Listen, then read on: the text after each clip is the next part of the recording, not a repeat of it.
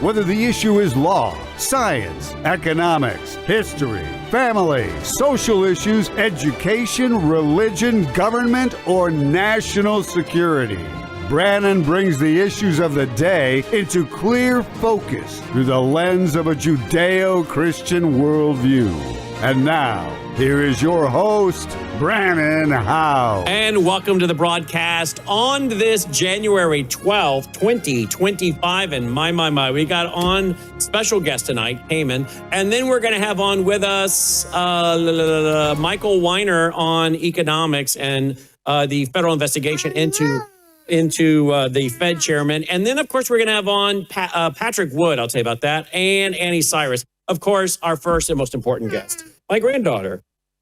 How you doing, sweetheart? Who's in the control room, running the control room? Who's in there? Uncle, that's right. She doesn't know how to say Logan, so she calls him Uncle. Uncle's in the control room. Did Mom bring in any flashcards? Because you're so smart. Oh, what's this? Let's see. Let's start with that. That's an apple. That's right. Apple. What else we got here? What's this one here? What's that? That's a car. Right. That's a car. Let's see what else we have here. Whoa. What's that? Tiger. Right. This child's only 18 months old, people. She knows 25 flashcards, I'm told. What's that? What's that? I know you're... Huh? What'd she say? What is that? Doggy. Doggy, right. Yeah, you're looking at yourself on the big 85. What, Logan? Oh, Dolly. Did she say Dolly? Dolly, where is Dolly? Who is that in the control room? Who's that in there? Kiki. What did she just say there?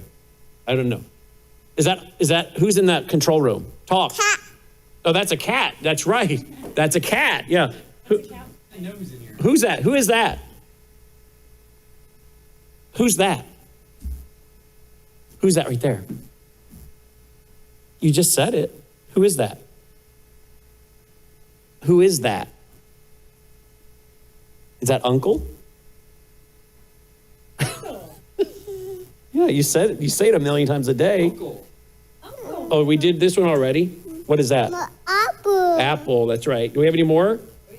Oh, that one shocked us this morning. Yeah, whoa, cool. Can you say, whoa, cool?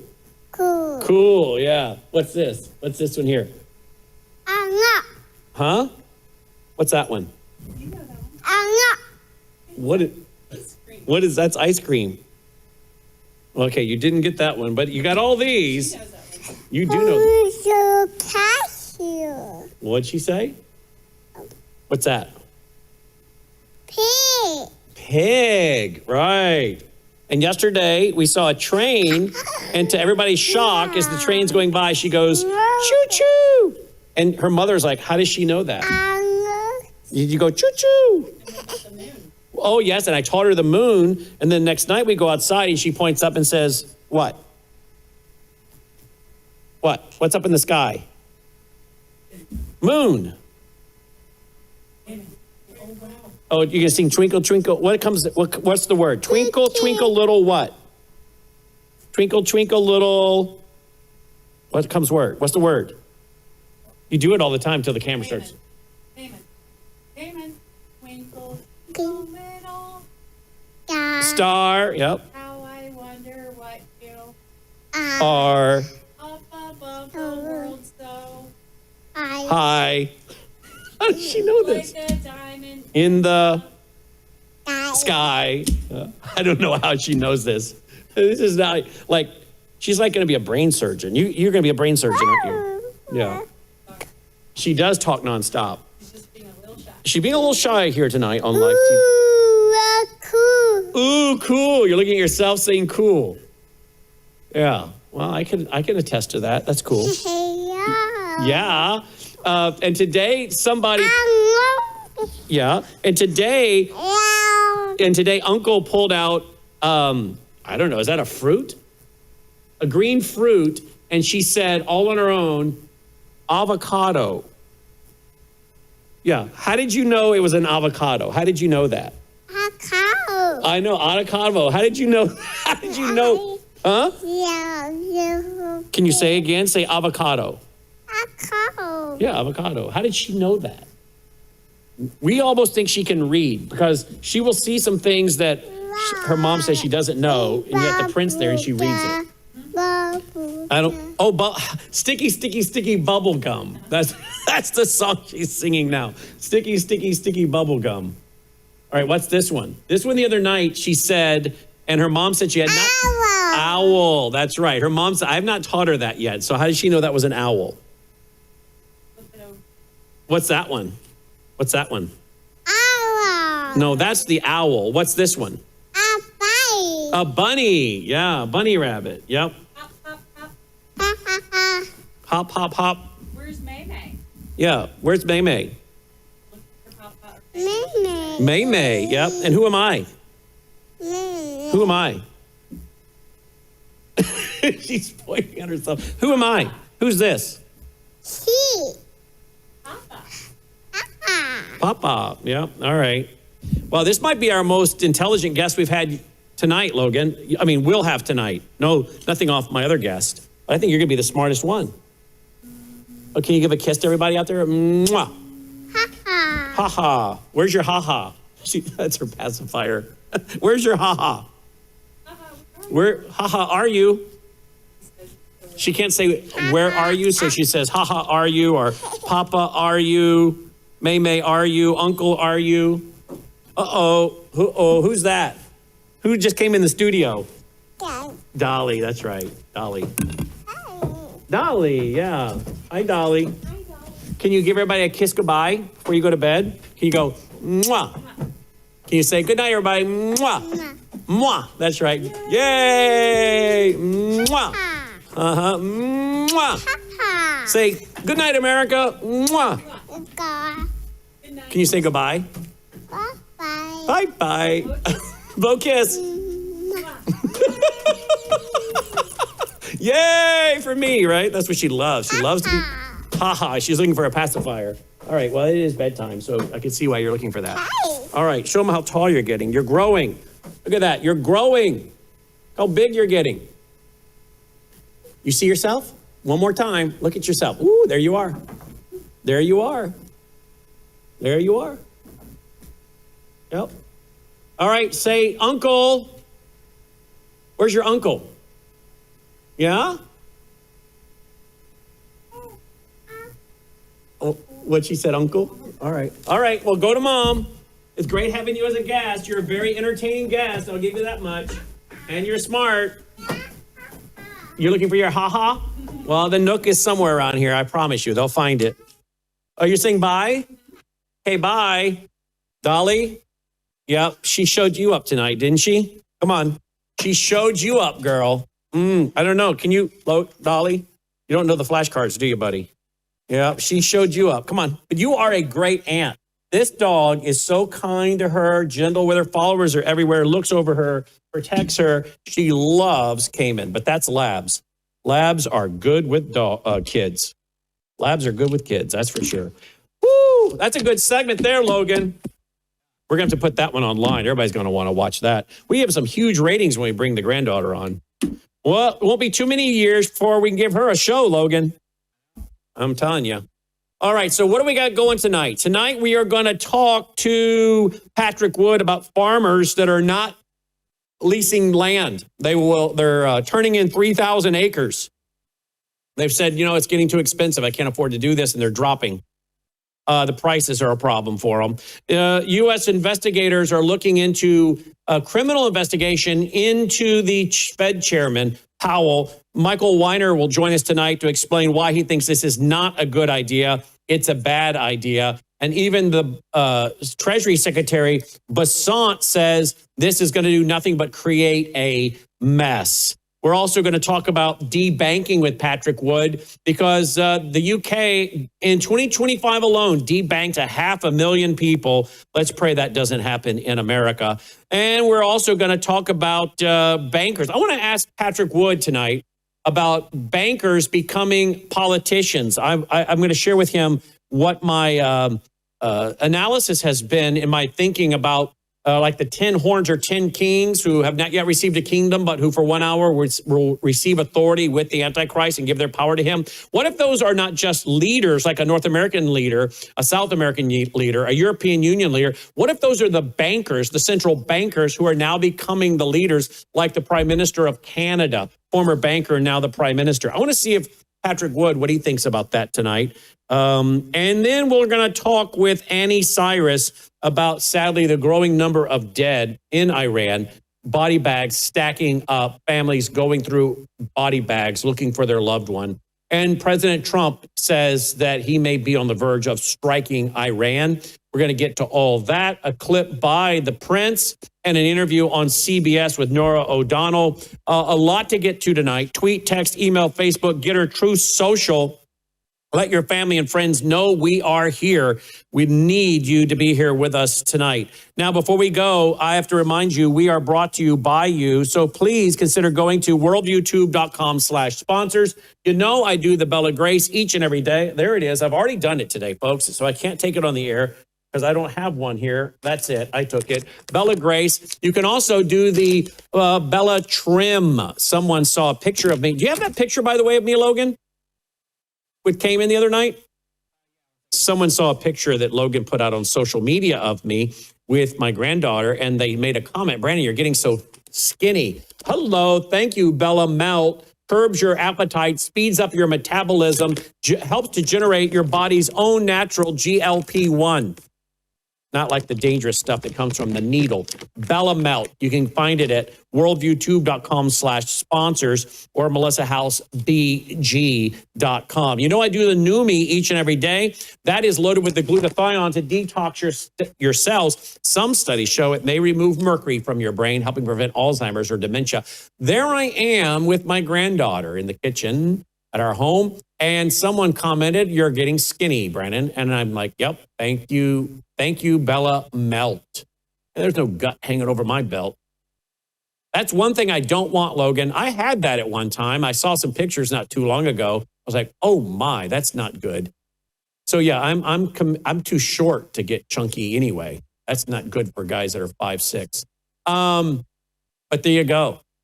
Someone commented, and those shoes, look at those shoes, man. You need some sunglasses for those shoes. But you know what? Those shoes stay that way, Logan, because I don't wear them outside the studio or the house.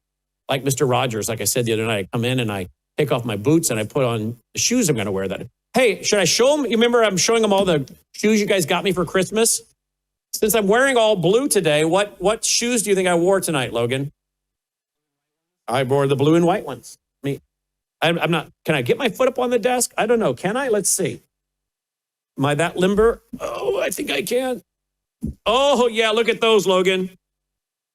Those are the ones you bought me. Your mom and you bought me. I love that blue. Isn't that cool? That's one of my favorite color blue right there. I love that color blue. Not doing a commercial or anything. I'm not being paid for this, but you know what? These are nice. They tie, but you don't have to tie them. Those are the slip-ons, dog. They just slip on. And the older I get, the more I appreciate that. But my wife doesn't like that idea. She says, you have to be used to getting down and getting up. We were having dinner the other night at someone's house over the weekend. The guy's 80 years old, our friend. He was getting down on all fours, playing with Cayman, and then standing up like it was nothing, like it was 20 years old. He would get down on all fours, and then pop right back up. I'm like, that is impressive. My wife's like, yeah, that's because he's always out working in the yard, painting his house. He's very active, Brannon. So, but hey, I think that's pretty impressive that I can throw my foot up there, Logan. Pretty limber, dog. You don't sound impressed in there, Logan. You're not? Well, wait till you're my age and try doing that. You'll understand how that's actually pretty impressive. So anyway, I got those shoes to go with the blue outfit today. But go back to that other picture, if you would, please, where we get serious and get into the serious stuff. That's my other pair of shoes. My daughter bought me those for Christmas. Libby bought me those. Landon bought me a pair of boots. Anyway, I love shoes. Don't I, Logan? I'm a shoe horse. I love shoes. All right, but that's the pair I'm wearing tonight. All right. Where were we, Logan? We were promoting sponsors, were we not? Let's see here. What else we got? I'm going to do one more, Logan. Maybe one more. The vault. Ooh, that vault is getting loaded up. We put in there my new book on Christian Zionism. That new book is in there. My new book on October 7th, Hamas. That's in there. And we have, of course, 36 years of radio shows, TV shows, ebooks, audiobooks, documentaries, and so much more. And we have a new book coming on Transhumanism is Eugenics. And my editor, Jill, has asked me to write a book on the dangers of contemplative prayer, breath prayers, centering prayers, Lectio Divina, whatever you want to call it, transcendental meditation. And so, yes, I have done enough writing and research on that to compile it into a standalone book. So I'll be working on that as well. So all of that will go into the vault. No need to buy it. It'll be in the vault, part of your membership automatically when you join at worldviewtube.com/vault, worldviewtube.com/vault. So please be sure to join. I will mention one other product. With all the talk of war and all that's going on, I do hope you have a couple things. One of them is a satellite phone, just like I have.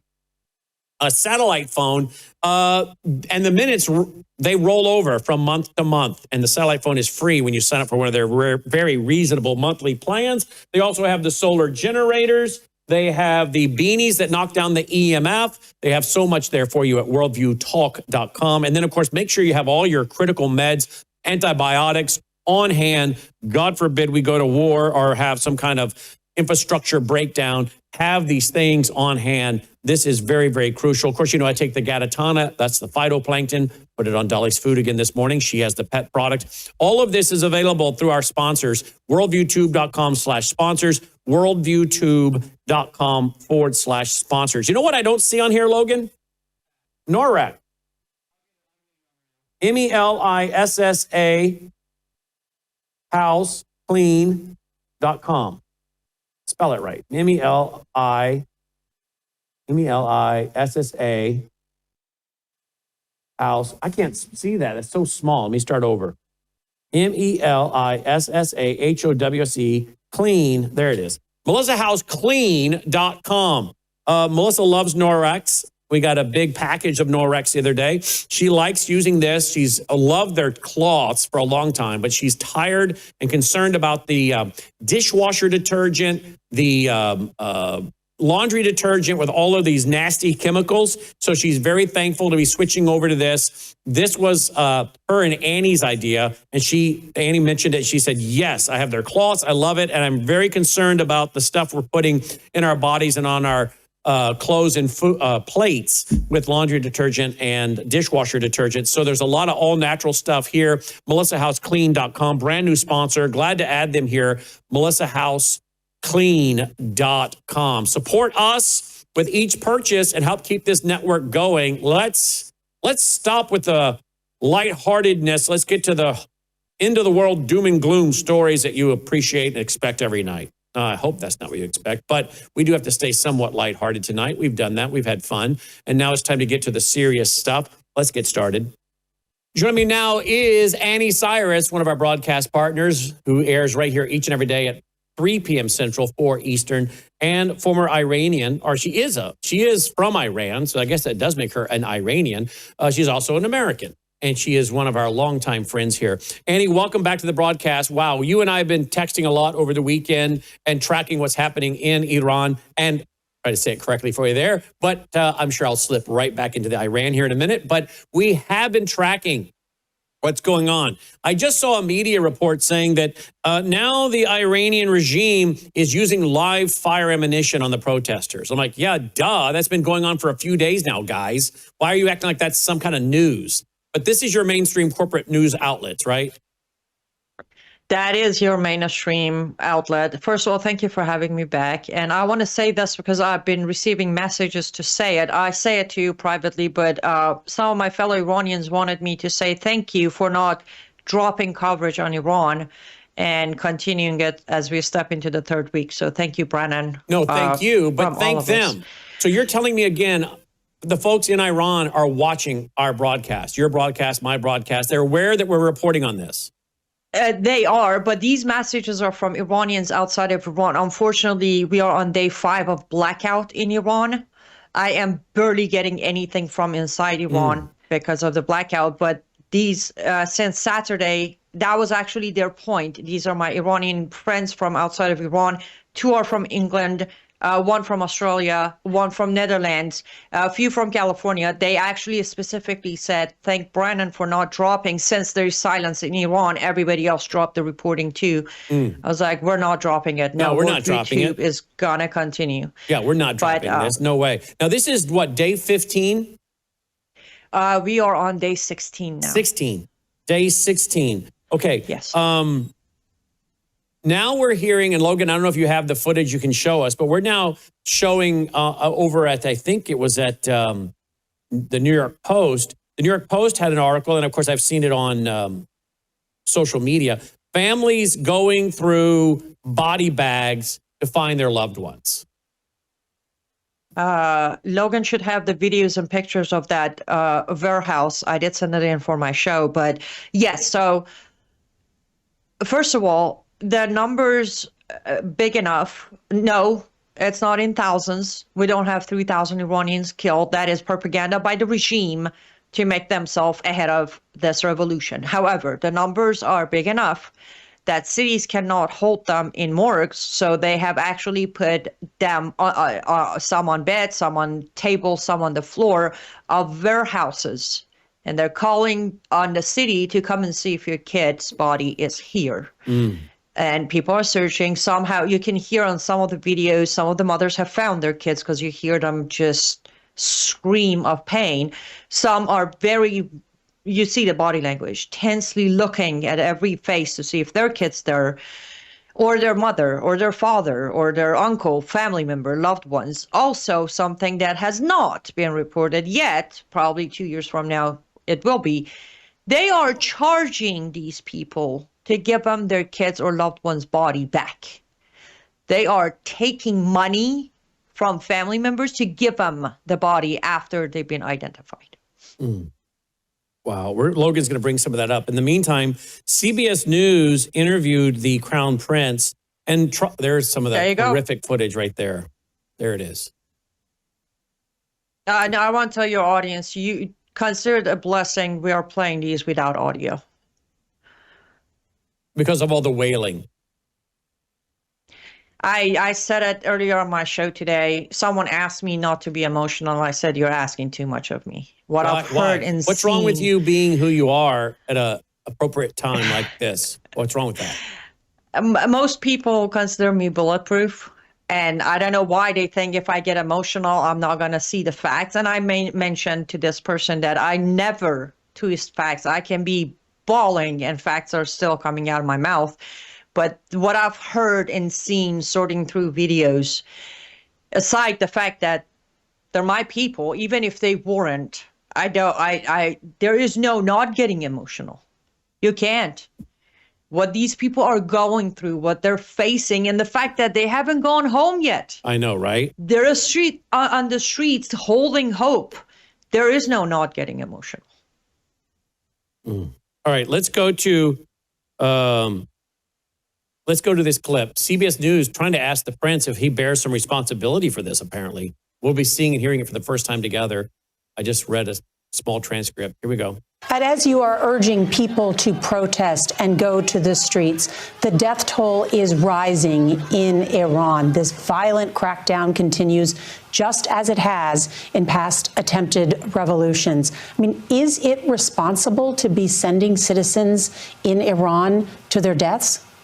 Do you bear some responsibility? As I said, this is a war, and war has casualties. In fact, in order to preserve and protect and minimize the death toll, minimize innocent victims yet again be killed by this regime, action is needed.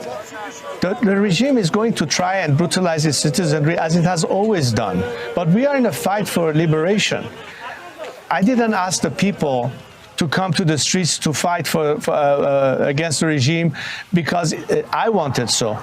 They asked me to step in to help them and to be their voice on the outside world, to do everything that we can so we make this uprising successful this time. And I think we have some serious leaders that understand what is necessary, that understand the ask of the Iranian people and are responding to that. I think President Trump is responding to the call that the Iranian people have. The Iranian people have heard his words. They are naming streets after him in Iran. There's a difference. They know he's no Barack Obama or Joe Biden. And that's why they do have a higher expectation, and we'll see what happens. And as you say, I think the president has a decision to make fairly soon. We're doing what we need to do regardless of whether help will come or not. I'm just stating that the best way to ensure that there will be less people killed in Iran is to intervene sooner so this regime finally collapses and puts an end to all the problems that we are facing. We are at war, and we have to make sure that we are victorious. There's no way back for us. We know that. All right. So there you go. Respond to that, Annie, please. What is this woman's name? Nora, isn't it Nora O'Donnell? Nora O'Donnell. Lady, I don't know how you made, I think I know how you made your career here by asking all the wrong questions, by trying to twist and put blame on the wrong person. Iranian regime, Prince Pahlavi hinted at it, but Islamic Republic of Iran has killed tens of thousands of Iranians during every single one of the 12 uprisings in that last 47 years. You're going to blame all of that on Crown Prince Pahlavi too? You want him to take responsibility for 1,800 people who were literally slaughtered on the streets of Iran in 2019? You look at, that's the thing, sometimes when I try to complain about the fact that I haven't slept in like 4 days and I ate my food that I made 2 days ago this morning, I'm like, wait, don't do that. You know why? Just look at his face. In less than 2 weeks, he has managed to turn what has never been seen into an international movement, to where he puts one call to action and 7 embassies in 7 different countries have seen a change of flag by the people peacefully. That question proves again why I say Iranian people are the most abandoned freedom fighters in the world. Well, I do have some good news for you right now, Annie. I don't know if you've seen this, but tonight we now have a text or a social media post coming out from President Trump a couple hours ago. Effective immediately, any country doing business with the Islamic Republic of Iran will pay a tariff of 25% on any and all business being done with the United States of America. This order is final and conclusive. Thank you for your attention to this matter. Have you seen this? I have seen that. And if this was 2 weeks ago, I would say that's good news. But for America to make more money off of people who are doing business with the Islamic Republic of Iran is not a good news for my people. I'm sorry. Countries have done business with Iran for the last 47 years, regardless of sanctions and tariffs and whatever you name it. This is not pressure on the regime. This is pressure on those who know what it costs to do business with the regime. Islamic Republic of Iran has sold $2.4 billion worth of missiles to Russia in the last 20 days. So it's a great business strategy, but it is no help to those who are being executed Wednesday morning, which is Tuesday night America time. The Islamic judiciary put out a announcement, and they said every person who has been arrested in the last 2 weeks has been convicted of muharaba, waging war against Allah, and they will be executed Wednesday morning.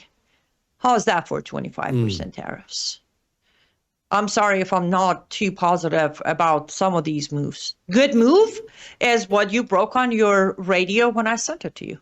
We took down American-owned, this wasn't the government of America, an American-owned .com company took down Islamic Republic of Iran's biggest propaganda news channel, and that is victory. They put blackout on the people of Iran, an American company just gave them blackout. They can't push their propaganda out. They can't. That website was running on English, Arabic, Turkish, French, and Farsi. And it was just taken down. That's action. So President Trump said that the Iranian leaders were reaching out to him, that he is seriously considering a strike on Iran, but maybe negotiations. I said on radio today, I don't know if you heard me, why negotiate? Why do we negotiate with terrorists? Why would we negotiate with this regime? Why would we not honor the sacrifice of these 500 plus dead, 10,600 arrested, I'm told? Why would we not honor them by assisting and pushing over this regime? It would be good for America, good for Israel, good for the folks of Iran, good for the world. Why would we not do this? Why would we sit and negotiate? Did we not learn our lesson from Hamas? They haven't even fulfilled the guarantees of step one, and yet we're moving on to step two in the Gaza plan. And yet I think they have a body or two, yet they've not returned. And it's been 4 months, by the way. We should add that. It's been 4 months since the step one started. Phase one, they call it. The negotiation, I saw that video last night. I'm giving it 10%. He's doing the negotiation to keep them in place for the strike. 90%, he's going to do the negotiation to get the deal he was after for last 12 months of trying to negotiate with Iran. The reason, yes, you're right. A free Iran is great for everybody. As Prince Pahlavi said, a free Iran means better oxygen for the world. They will breathe better. But it's different. Politics dictates and not free Iran. The elites, the globalists, the power-hungry leaders know better. They know a free Iran means no chaos in Middle East. No reason for military presence in Middle East. No money coming from competition created between Arab countries. No power of Islamic leaders in Middle East. None of that is good for their business. They don't care about me and you, Brannon. They don't care about any of the citizens of any country. Game over. Free Iran equals game over, especially for elites. Aaron told me today when he was on, our reporter from on the ground in Israel, that it's really tense in Israel right now because they're anticipating an attack by America on Iran will mean an attack by Iran on Israel. And they're even now using openly the talk of potential biological attack as well. What are you hearing? Well, if you remember a few weeks ago, I put a Substack out talking about that Iran is, my English is drawing a blank, installing or putting chemical on some of their missiles. I did report that a few weeks ago. So yes, the weapons are ready, chemical weapons, not nuclear, chemical. And also last week on your show, I said, regime might start a war with Israel. Forget about American strike or not. They might have started because they see that as their last resort to send people home. Now, I don't know if I have explained this on your show, so pardon me if I'm repetitive, but if there is a war, regardless, even if there is American strike on Iran, Israeli strike on Iran, Iran attacking Israel, regardless, people of Iran are very aware that there are certain areas in Iran that underground bombs exist, just like they did in 2005 when they said an earthquake wiped BAM off the map. It was the underground bomb. So what people of Iran are aware of is if any kind of strike happens from Iran to other, Iran will also start bombing its own people, blaming the other side of the war. So with that in mind, I can understand that either America strikes Iran or not, Iran might end up starting a war with Israel because that's their last resort to send people home. And then they might count on someone like Trump to get them another ceasefire. But they're that desperate to bank on Trump getting him a ceasefire. Let me show you what some of the footage coming out tonight, supposedly here on day 13 now.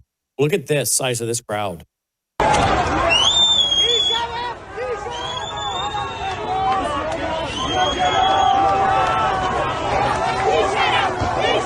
As far as the camera can It's actually further than that camera can even zoom in and focus on. That's how extended it is from one end to the other. Yes, that is Punak, Tehran. This was actually Saturday night local time of Iran. Seems like Punak has been taken. It's one of the cities that people have taken over. Absolute confirmation. Guesses are many, but what I do have confirmed is 6 cities have been taken over by Iranian people. Different provinces, but Punak in Tehran is the one. It's the same area that you saw the big mosque burning down. It's the same area you see the blackout and people using their flashlights to create this beautiful picture on the street. It's the same city, but yes, they seem to be taken over.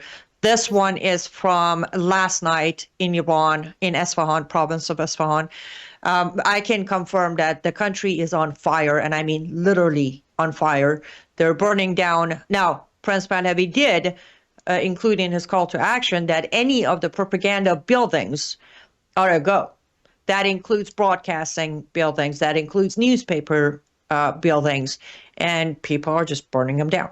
They are. 25 mosques confirmed to have burned down by the people. 7 seminaries have been burned down. 5 police departments have been burned down. 8 Sepah forces have been killed. These are what I can confirm as of right now. Is this what you were referring to a while ago? Yes.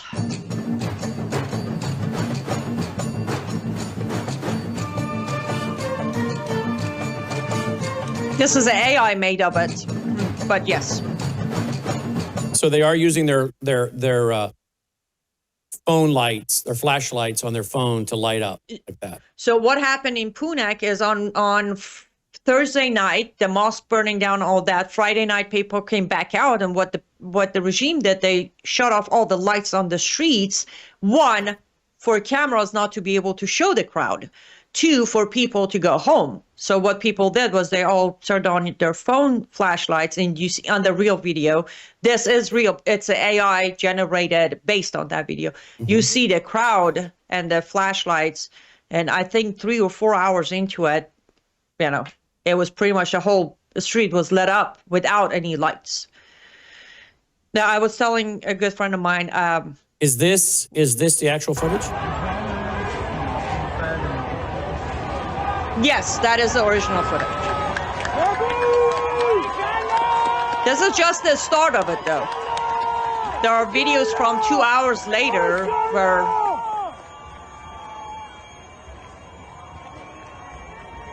Wow. Has the currency collapsed in Iran or not? What's going on with the currency? Okay, that's one of those areas that I'm... what do we mean by collapse?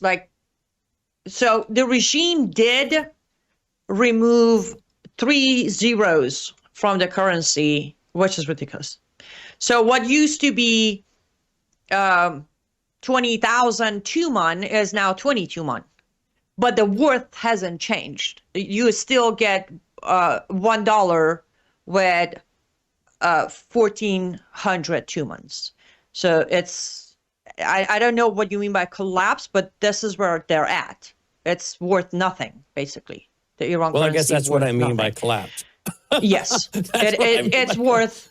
I think right now it is the most worthless, or bottom 3 worthless currencies. This morning it was 1,430. That's unbearable. I can't even wrap my head around that number. And gold, again, the gold coin is up 64 million tuman. Let's go to this. Suspect ID'd as Halal, how do you say the name? An LA U-Haul truck attack on anti-Iranian regime protests that injured 2. Now, did this have anything to do with MEK? And remind the new folks about MEK, please. This definitely was a MEK attack, but can you scroll back up? Let me see the name. What is the name? Madan Sich. Okay. Okay. That is not an Iranian name. But yes, it did have everything to do with MEK. MEK, Mujahideen Khalq. the Islamic Marxist terror group that was on our terror group from 1997 until 2008, and they were removed from the terrorist list, not because they changed behavior, just because we have a habit of making friends with terrorists and then removing them from our terror list, like al-Sharaz team. They are responsible for, well, killing a lot of people, including American soldiers. They were involved with bombings during 1960s, 70s, 80s, and 90s. They cooperated with Saddam Hussein during Iran-Iraq war, pretty much helping him kill as many Iranians as he could. They were banned from most European countries for a long time, too. Reason this had everything to do with MEK is on the side of the truck, which Iranians protesters managed to rip most of it off the U-Haul. There was a text that said, "No king or no Shah, no regime, U.S. do not make the mistake of 1953, no mullah." No Shah means no king, no regime is clear. U.S. don't make the 1953. They're referring to the 53 coup d'etat, Ajax operation, where Mossadegh was toppled.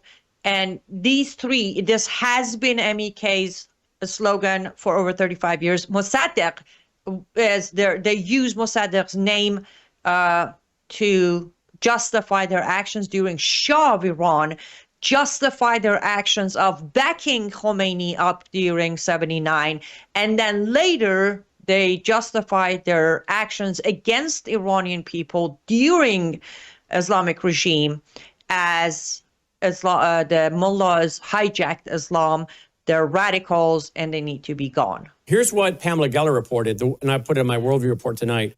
The world watched in horror on January 11th, 2026, as the theatrical threat of MEK violence on U.S. soil became a bloody reality. In the heart of Los Angeles, Westwood neighborhood, a U-Haul truck acting as a literal battering ram tore through a crowd of thousands supporting the Iranian people's right to self-determination. This was not a random act of road rage. The truck was adorned with a banner declaring "No Shah, no Mullah, USA, don't repeat, 1953, no Mullah."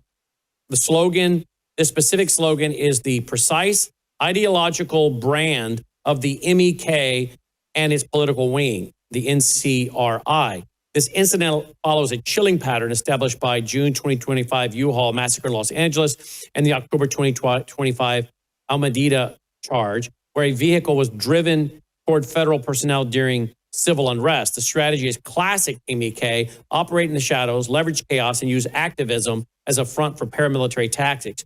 You cannot delist the nature of Scorpion, Hillary Clinton's 2012 decision to scrub them from the foreign terrorist organization list wasn't an act of justice. It was a surrender to the most explosive lobbying campaign in Washington history.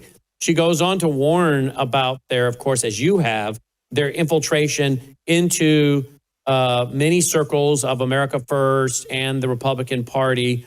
And, here is one gal I follow. MEK is a communist cult who literally brought Khomeini to power through violence and terrorism, then turned on him later and he exiled them. They are worse than the mullahs. All of Iran hates them. And yet we have people saying, oh, I'm all for their 10-point plan when it comes to what they're going to do with Iran after the clerics and the supreme leader are gone. Have they read the 10-point plan? Because I have. Yeah, I've please read tell it. us about it. Okay, so it's a 10-point plan called 10-point plan. By the way, for your audience, it's in English. It is easy to find. You literally just look up MEK. Their website will come up. You go to their website. The 10-point plan is on the website. When you read it, though, it's not a plan. It's 10 talking points. Equality for all. Freedom of religion. Freedom of speech. Rainbows and unicorns. There is no plan. There are 10 one sentence that goes through. And every time, first of all, Mariam Rajabi doesn't do any interview with anyone unless those who are on payroll of MEK and will ask the right questions. That's very important to mention. And by the way, that's the lady that's in charge of MEK here in the U.S.? Don't call her a lady, but yes, that's the woman. Yeah. That's a female. That's the female. Yeah. That is, now, there is so much I can talk about MEK, but MEK started. Well, by the way, with they're three people. using a new name, right? What is this new name? The National Council of Iranian. It's NCR. Actually, I have it right here. National Council of Resistance of Iran. That sounds NCRI. appealing, right? It is, but interesting enough, today on my show, we went to that website, to the NCRI website, and then there's a very cute little abbreviation menu button, PMOI, and I asked Thomas to kindly click on it, and when he did, everybody noticed that when you click on that abbreviation, then it takes you to the page where it gives you the history of MEK, named Mujahideen Khalq MEK, on the page with the face of all of their founders, with the Quranic verses they use in their motto. And I'm like, see, they hide these things because most likely 99% of Americans are not going to click on a menu that says PMOI. Yeah, right? There you go. But, and if you scroll at the very bottom, you see the two cliche Quranic verses they use, the one that there's no compulsion in religion, and the other one is the one that says those who were given the Torah and Injil or Bible are all the same, equal with you. Cherry picking Quran. But yes, they did rebrand them. So that's what we do, right? That we allow terrorist groups to rebrand themselves, put some sort of patriotic name on them, and then we go promote them. By we, I mean America, by the way, just for the record. So yes, they did rebrand themselves. However, originally the three faces you saw on that screen are the founders, and then Rajavis, which is the wife and the husband, Masoud Rajavi and Maryam Rajavi. They basically got rid of these three, put themselves in charge, and then the husband disappeared. There has never been a confirmation of death. There has never been confirmation. The wife just took over. And that was when they decided we're gonna pretend that MEK is the reformed or original Islamic group that will allow women to be in charge and be leaders. That was during when they were trying to say we fight for Iranian women's rights. So Maryam Rajavi became the leader, and most of their high-ranking members are women. And don't let that fool you, though, because if you look at their pictures, they're all always wear hijab. Though Maryam Rajavi claims that we consider hijab as a choice, you'll never see a single video or picture of anyone in MEK without a hijab. And furthermore, for their communist Marxist ideology, every single member wears the same uniform. Even women have the same uniform, including same color headscarf. That is the symbolic communist Marxist side of them. Let me go to this here. U.S. virtual embassy Iran. Action to take. Leave Iran now. Dated today, January 13th, 2026. Yes, because they are about to crack down on all foreigners now. They're going to pay anybody who even looks, slightly looks not Iranian, is going to be picked up. They're going to frame them as a spies, and they're going to hang them next morning. So if we're not, well, they hang them, okay. We can say if we're not careful, we're going to have another Iranian hostage crisis, aren't we? Yes, we will. But not just with American. Well, first of all, we don't have an official embassy there. But you're saying they could grab Americans, or they could grab folks from Great Britain or whoever. Anywhere, especially like this morning, of course, Araqchi got on the phone with somebody in UK saying, if you don't protect the safety of our employees at our embassy, we're going to have to consider evacuation, which I posted with, please do. What safety? People of Iran just changed the flag at the Embassy of London, but they did it in Australia and Nepal and a few other countries do. But the Araqchi is getting ahead of the game already. They're waiting for an excuse. Oh, you're not protecting our embassies. We're going to go to your embassy. So countries with embassies in Iran, Western countries with embassy in Iran, shut it down. Get your people out immediately. As far as tourists of Western countries, get out immediately. Next flight. Now, the problem is a lot of international flights are being canceled. So there is no waiting for tomorrow. Get out, get a bus, go to Tehran, get on the bus, get to Istanbul. It's about 14 hours drive. Get through it. Just get out as fast as you can. And as I mentioned, we don't even know if they have started arresting or not yet due to blackout. We don't know if they're arresting Americans or Westerners yet or not.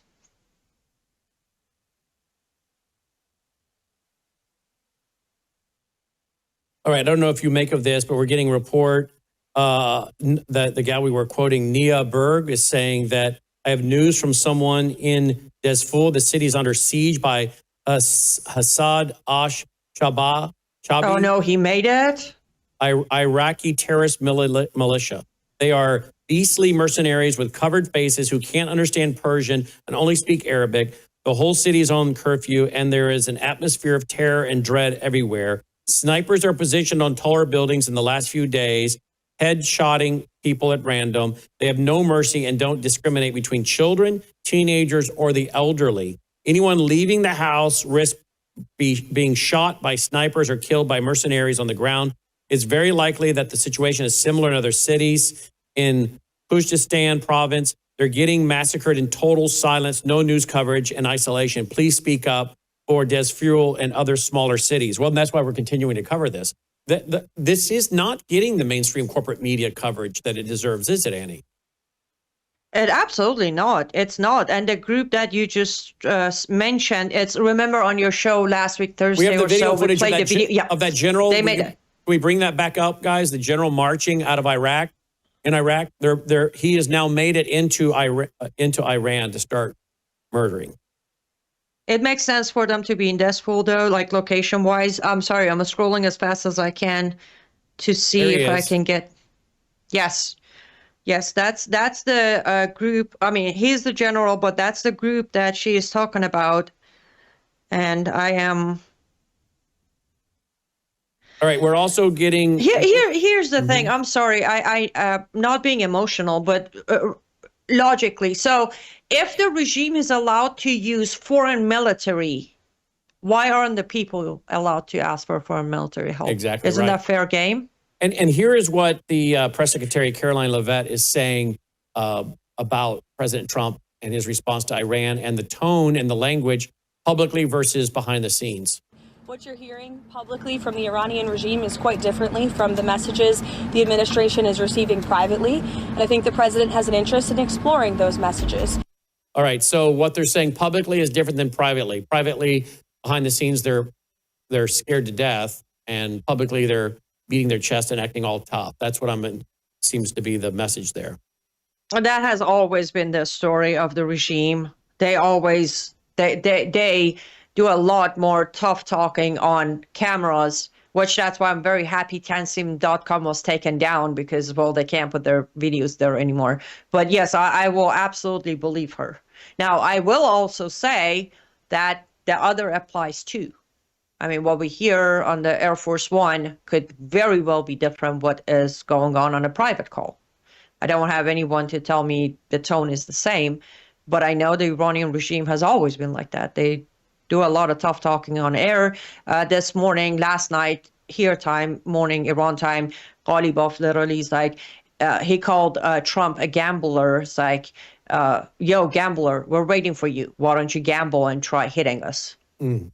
And we're course, like, wait. Vizguard 24 is reporting that Islamic authorities in Iran have announced the imminent executions of participants in anti-regime protests. Officials said the following expedited court proceedings. The first group of convicted ringleaders of unrest will be executed on Wednesday morning. Among those sentenced to death is a 26-year-old protester. His execution is scheduled for January 14th, just days after his arrest during the protest. Reports say the executions will be carried out by hanging. Some of the executions may be done publicly in accordance with Islamic law. According to human rights organizations, his family was informed of the death sentence on January 11th, granted only a brief 10-minute visit. Denied access to a lawyer, a fair trial, or any opportunity to appeal, making what appeared to be the first in a potential wave of rapid executions aimed at suppressing dissent. Again, I don't know what Trump's waiting on. I would hit him tonight.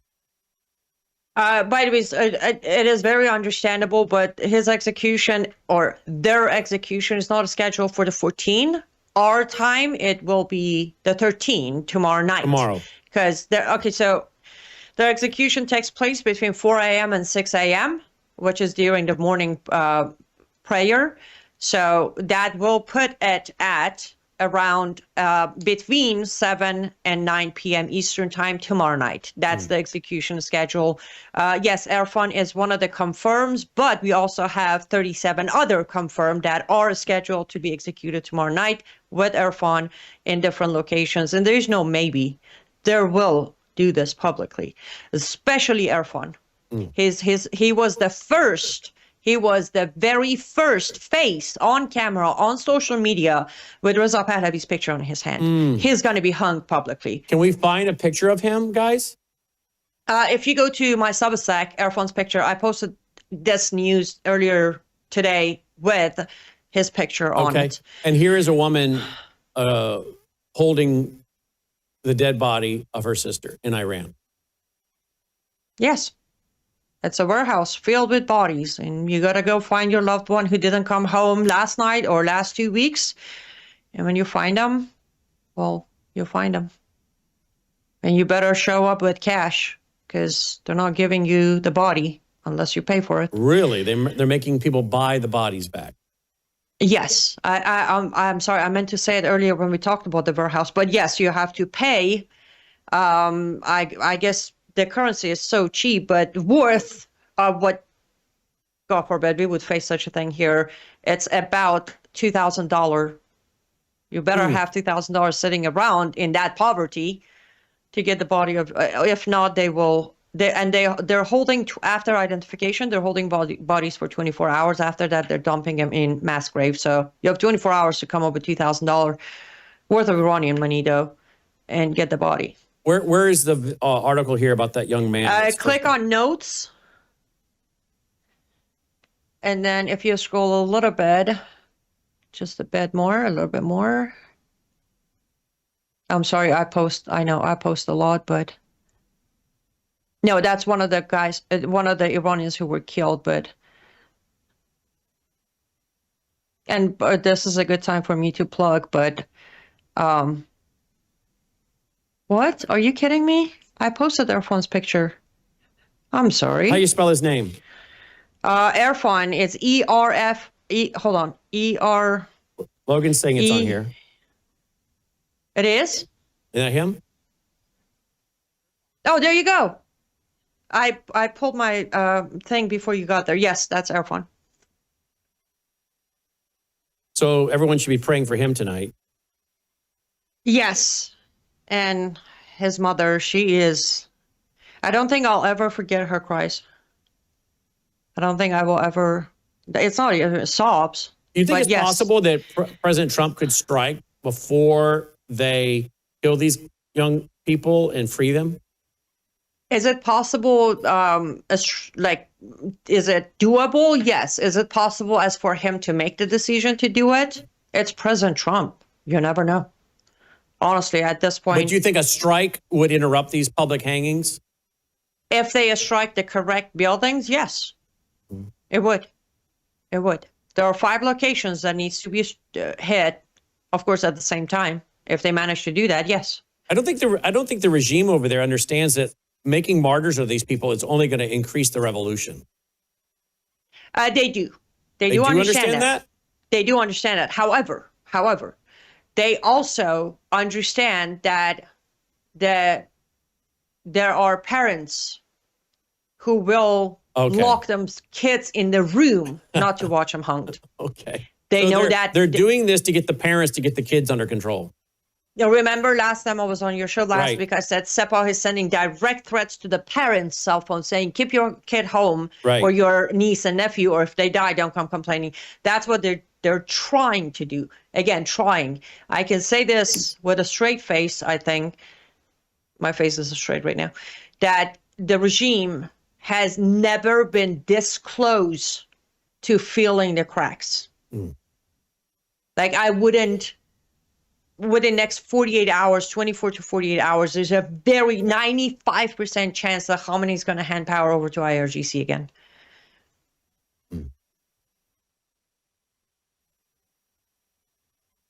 Yes. All right. Well, President Trump has said that if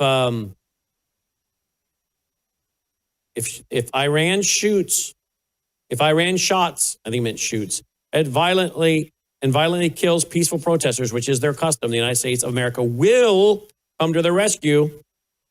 So When was that? If Iran shoots and violently kills peaceful protesters, which is their custom, the United States of America will come to their rescue. Yeah, but what date? I think that was which January day? 2nd, wasn't it, guys? Right? I think that was January 2nd. It was at the beginning of this whole thing. President Trump, we have confirmation of 647 killed. Per reports from hospitals. Yeah, this is the actual itself. White House website right here. Look at the date right there. January 2nd at the bottom. Yep. Okay. In last 10 days, 647 have been killed, and based on reports of hospitals themselves, over 80% from shotgun to face, neck, and heart. And the youngest of killed with gunshot is a 4-year-old. And then we have a 9-year-old, we have 2 15-year-old, and we have 3 17-year-old. Is that enough shooting, or do we wait for more to shoot back? Just asking for a friend, by the way. I know the answer. Asking for a friend. All right. You're going to keep us posted, right, Annie? Absolutely. Absolutely. Yes. So at this point, if you had to guess, we're going to strike? America going to strike?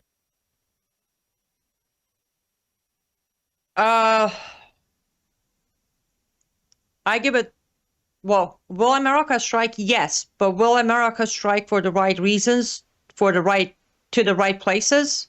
I give it 10%.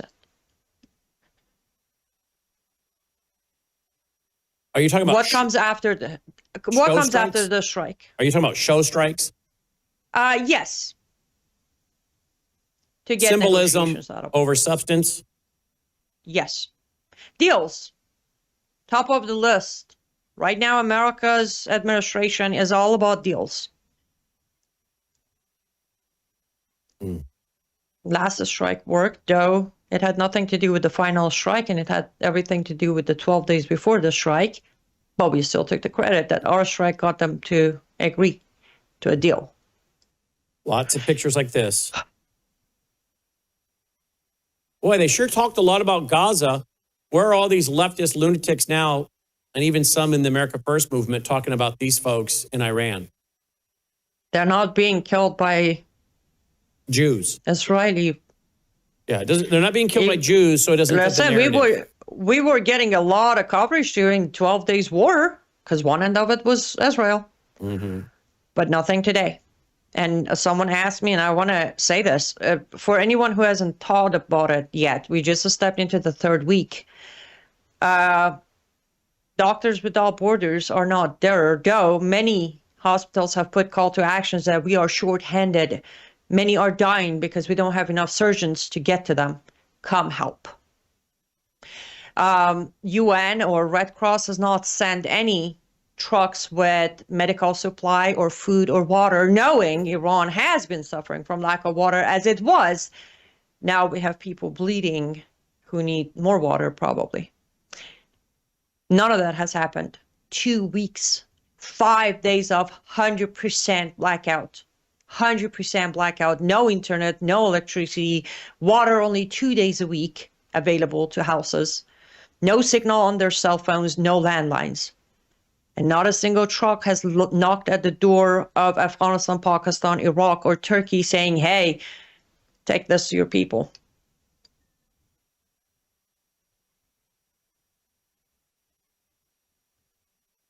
NIOH.Berg is reporting from the Starlink messages I've gotten. The people inside Iran have reached a point of acceptance. Meanwhile, they know what the stakes are. They have lost their fear of death. This will not simply die down. The regime expects. There's no going back anymore. Iranians also fight with a level of expectation that outside help will arrive, and they understand the need to keep up the pressure no matter how impossible the odds. But the longer this takes, the bloodier it gets. If no intervention happens, or if the intervention is too weak, a regime-inflicted bloodbath will follow. If Donald J. Trump wants to be a president of peace, aiding and decapitating this rotten barbarian dictatorship fast, will prevent far more bloodshed than having an unarmed Iranians fight their way out of a slaughterhouse for who knows how long. I repeat, the bloodshed which happens by allowing Khomeini to limp on will far outweigh the alternative. This is the time. No more negotiating, no more deals, no more talks, no more, whatever that word means. Archie. And Witkoff meetings. The time is now. Who is Argachi?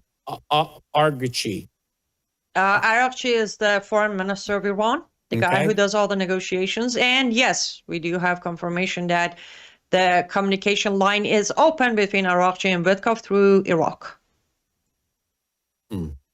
I'm guessing that's why they made sure to say no more Arachchi and Witkoff, because we know that the line of communication has been open through Iraq since 2 nights ago here.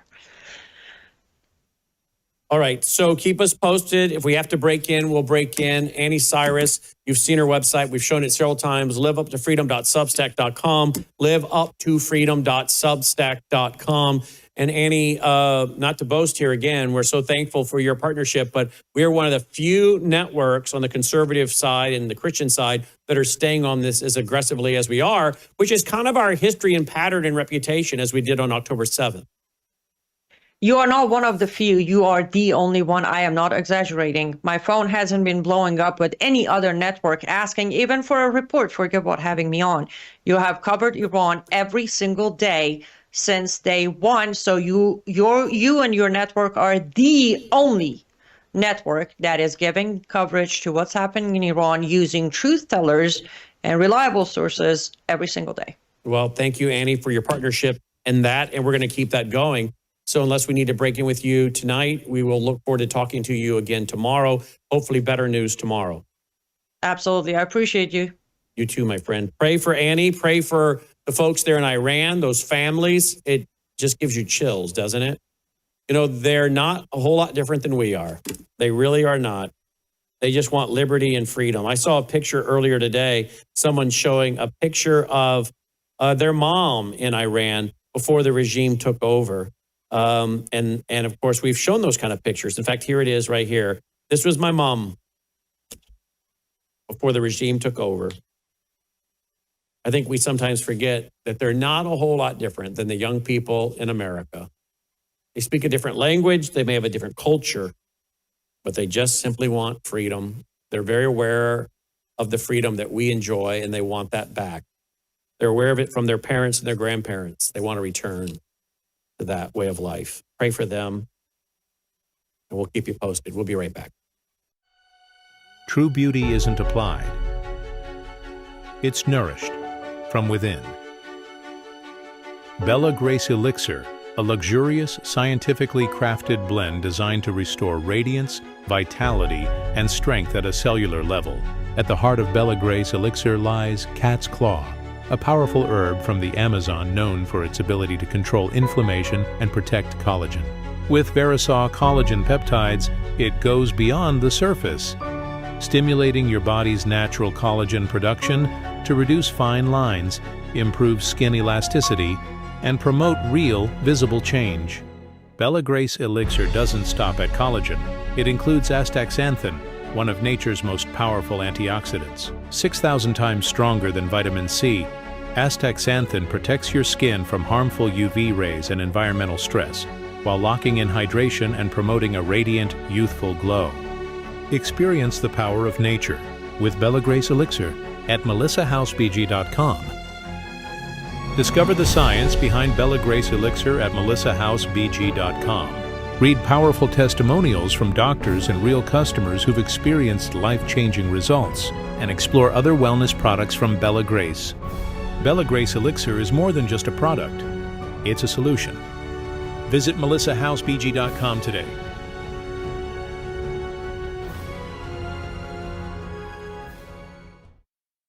Joining me now is technocracy expert and author of The Final Betrayal, Patrick Wood. Patrick, welcome back to the broadcast. Thanks for being with us. Thank you.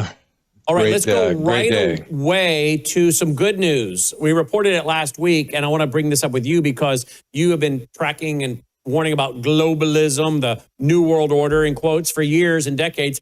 Thank you, President Trump. Thank you, President Trump, for getting us out of they're about different globalist organizations. Thank you, Mr. Trump. Indeed, and I think 30 plus agencies of the UN as well. Amen. And he's even talking about maybe we'll have to choose between Greenland and NATO. I would personally like to see us get out of NATO because those guys are dead set on getting us into a war, tripping Article 5. We have to get involved. And nothing against the great people of Great Britain, like our buddy Robert from Great Britain and many others, Peter McIlvena. But at this point, why would we shed any money or blood to save Europe when really all they're about is arresting people for speaking truth and practicing their religion? I know it's really crazy, but if we pull out of NATO, we're basically going to be back where we were after World War II when it started in the first place, because at this point, Europe cannot support itself, and NATO would just fall apart if we're not a part of it. But that's what I'm saying. At this point, why would we invest blood and treasure to defend Great Britain? They don't stand for biblical, constitutional.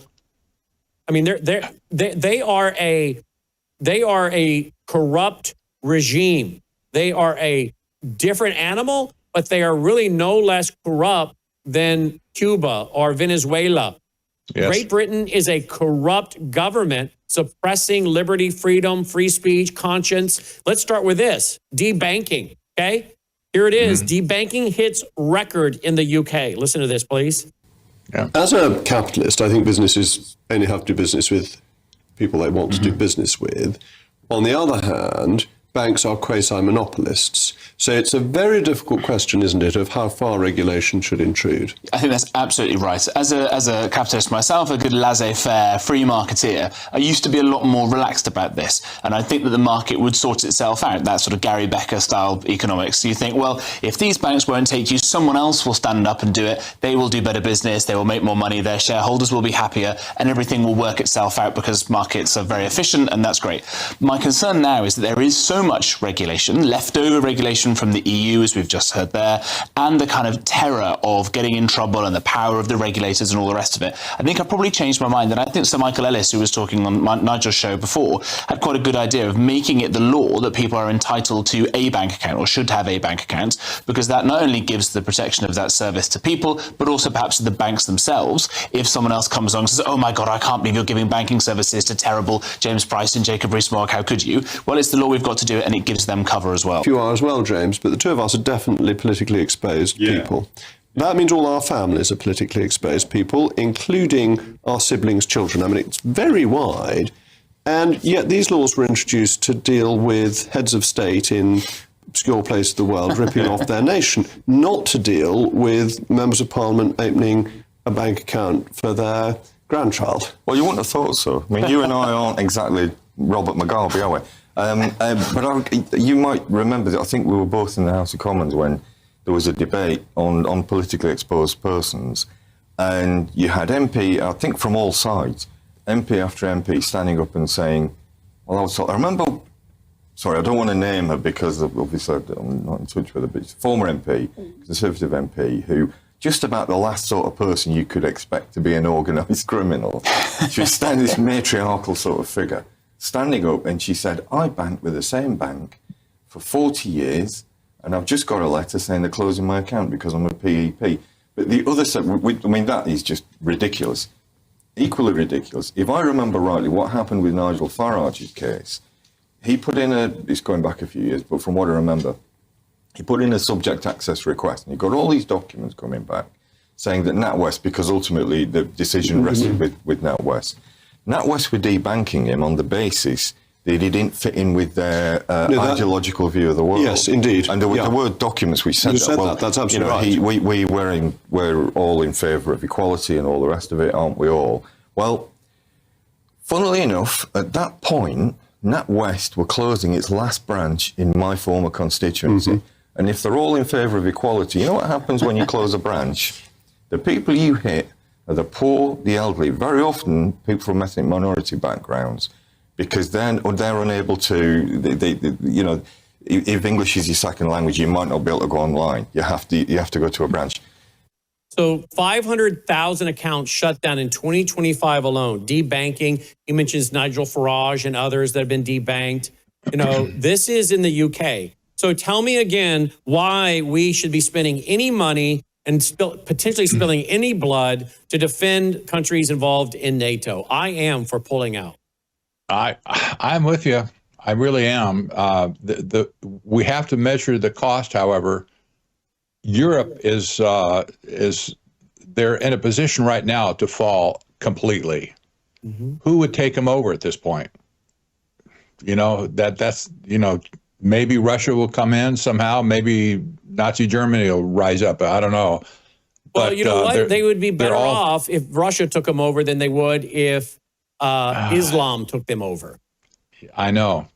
Because right now Islam is taking them over. It is. Did you ever think you would say that? No. Hey, if we have the choice of Great Britain falling to Russia or Islam, hey, we choose Russia. Did you ever think we'd say that? Those of us who came out of the Cold War. But really, would you rather live under Putin or under one of these Islamic rulers who'll chop your head off for being a Christian? I'm not so sure you'll have a whole lot of freedom under Putin, but he certainly won't be chopping your head off, I don't think, for simply, going to church. I don't think he likes the Muslims very much. He probably would deal with them. But obviously, Great Britain doesn't want to deal with them. Europe doesn't want to deal with them either. So, you could ask this. You say, well, maybe if they get taken down, they deserve it. You could say that. But maybe if they get taken down, it'll be a warning to America that we need to get our house in order. Fast. I know. We're already on notice. Well, look at this. Farmland, This is at technocracy.news. Farmland shock. Georgia grower drops 3,000 acres, warns of unplanted ground in 2026. Now, I know that there was a time when we were selling the freeze-dried food so much that we would get 3 semi-truck deliveries in a 4-week period. Wow. 3 semi-truck deliveries in a 4-week period. We could barely keep up with the orders. And of course, many people now have stopped thinking that way. President Trump has won. We don't need to worry about anything. And I keep telling people everything is marching toward food shortages. It's still on. Okay. So if you want to get freeze-dried food, which is all real food, just freeze-dried food, you can get it at worldviewstore.com. I have about maybe 3 years plus worth, probably way more than that. 3 years plus worth. Plus. Because I want to use some of it for bartering if I have to. And the dollar is going down. Gold and silver hitting record highs today. But we have a lower third for it if you want to get it. Worldviewstore.com. Worldviewstore.com. Now, I think food shortages are coming. And I think when you start seeing farmers talking about the fact that they're giving up 3,000 acres and unplanted ground, what that means is not only a dent in our food supply, but now you have less supply. Less supply means higher prices. That's economics 101. Another reason to have freeze-dried food on hand may not be because of food shortages, although I think that's a real possibility, but it may be because of massive inflation. And you're going to say, I'll be a lot better buying freeze-dried food and eating that until the inflation gets under control, even if I have to spend a year or two eating freeze-dried food, which again, this is real food. We've made it and put it in front of people. They didn't know they were eating freeze-dried food. But people are going to be wishing they had bought freeze-dried food the way many maybe are wishing they'd bought gold and silver. They're going to be wishing they bought freeze-dried food because either the supplies are not there or the price is so exorbitant. They're like, if I had bought food when it was cheaper, I wouldn't be in this situation. That's my personal opinion. But when you have headlines like you have right here, this is not a good sign, Patrick. Your thoughts, please? Well, indeed. I have a very strong farming background. I studied agriculture in college. I farmed for several years in my early life. And when my mom passed, I took over the farm and somewhere around 2000 for a few years until I sold the land. So I understand what's going on with agriculture, and I really identified with this farmer, and I think his name was Harold. Alex. I can understand exactly what he's talking about. He shed all of his leased land, and the farmers or the tenants or the people who owned that land he was a tenant, but he leased the land to farm on. And he just basically had to tell those people, good luck, find somebody else. Well, and by the way, I can't do it. How many of those people that are renting out their farmland are older ladies whose husbands have died? Yes, okay, exactly. And they rent out the land because their husband is no longer around to work the land. He was a farmer. Now she can't oversee an operation like that. She doesn't want to oversee an operation like that. So she leases it out to a farmer and gives her income. But more importantly, she uses it to maintain the farmland. If she doesn't have an agreement with the guy renting it, someone's got to keep the dishes cleaned out, make sure you got your drainage issues dealt with on the land. But also primarily, she has to be able to pay the property tax on the farmland. Now, while it's cheaper than obviously you would pay on something that's commercial because it is farmland, that doesn't mean you don't have taxes on it. So what this could mean is that the drop of farmers renting land means you now have farmers, families, generations losing the farmland because they don't have the tenant or the farmer rent to pay the property tax. True or false? Unless, of course, the family is well off. They have successful businesses. The family has income. They'll pay it. Maybe a child, a grandchild, whatever. But it does put some farming families who have been really dependent on that rented land and cash rent from the farmer to pay their property tax to hold on to the land. Would you agree? I would agree with that. And lots of these people who own the land, they were formerly probably the farmers of the land. But when things got tight for them, they couldn't afford the equipment. And that's why they ended up renting their land to another farmer in the area who did have the equipment. Who was a big farmer? And just so the average farmers. American understands, a lot of the farmers farming today, other than hobby farmers, are big farmers who are renting thousands of acres. Yes. Here in West Tennessee, we have farmers that rent thousands of acres. Yes. Exactly. So this is a guy who's it seems to me like he probably has 1,500 acres himself in his own portfolio, but everything else is rented from somebody. So these people, they're at risk at this point of going out of business, and they'll lose their land. They'll also be sitting ducks for organizations, NGOs like Nature Conservancy to come in and say, it's time for you to make an estate plan and give the land to us in trust. We'll give you a life estate. You can stay there in your house, et cetera, et cetera. When you die, we'll take the land over. This has been going on all over America for at least 30 years at this point. All right, what's the latest you're hearing from Keir Starmer? I thought I just saw a clip by Keir Starmer. Here we go. Let's see what this moron has to say. What's the latest this idiot's saying? Here we go. But 400 people now have been arrested.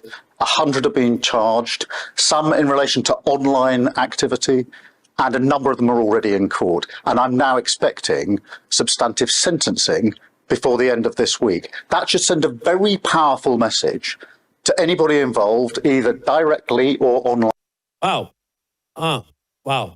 This dude's a fascist? I mean, is he not? Is he not a fascist? Mussolini would like this guy, wouldn't he? Well, Starmer's a member of the Trilateral Commission. You have to remember that.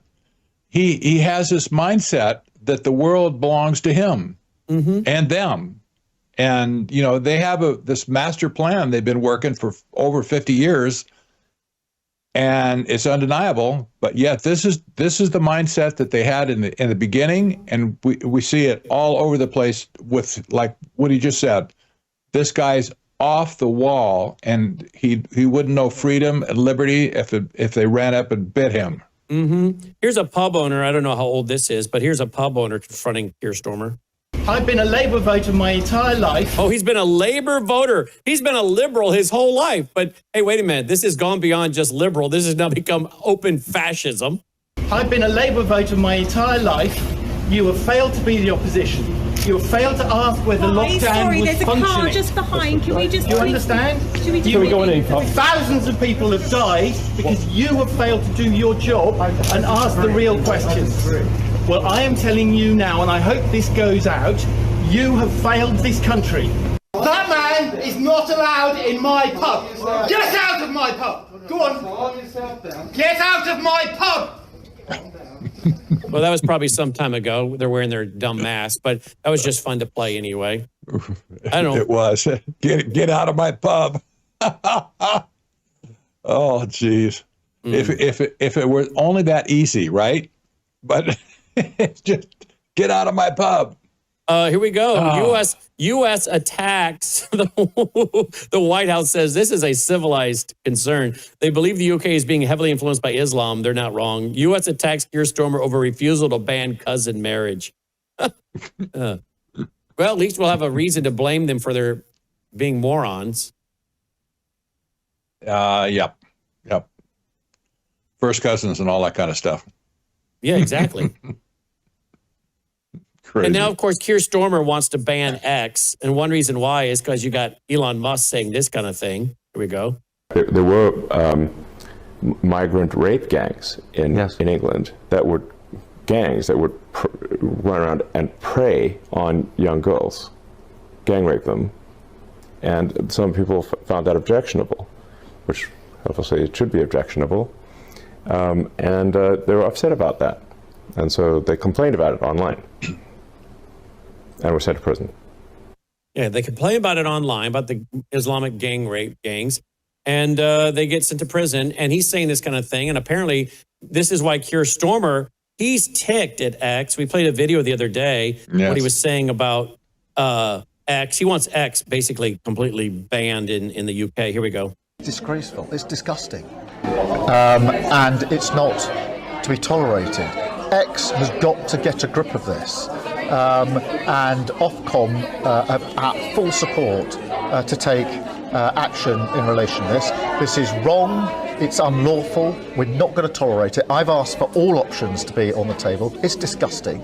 And X need to get their act together, and we will take action on this because it's simply not tolerable. Yeah, free speech and freedom of religion and freedom of conscience is not tolerable.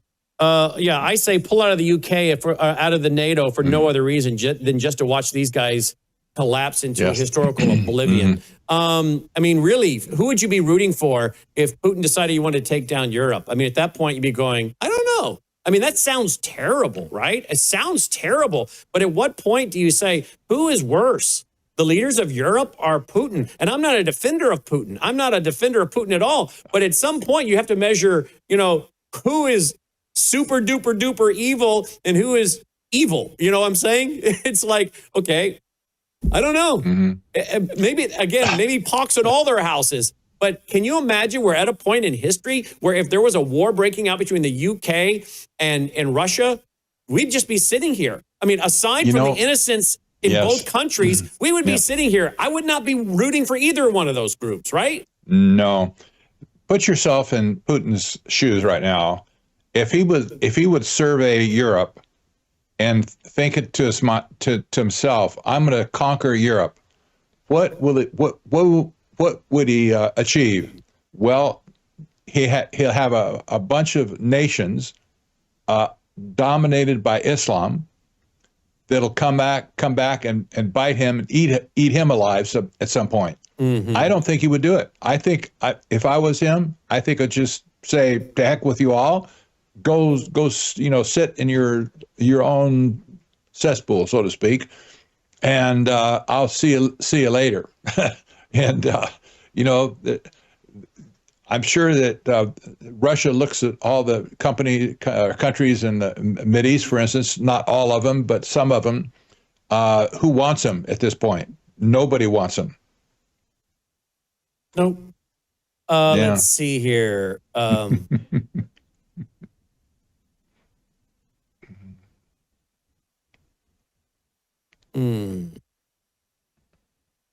What else do we got? There's so much news. I was debating whether to go there or not, but I won't just for the sake of time. Let's see, what else do we have? The bankers. how many of these guys leading countries now are formerly bankers, big bankers? What isn't the current leader of Canada a former big banker?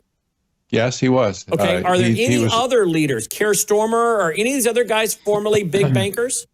Not him, but there's several members of the Trilateral Commission who have been involved with central banks who are still active in government. What's the lady over in Europe? I call her Coretta Deville. What's that woman over there that's for all cracking down on free?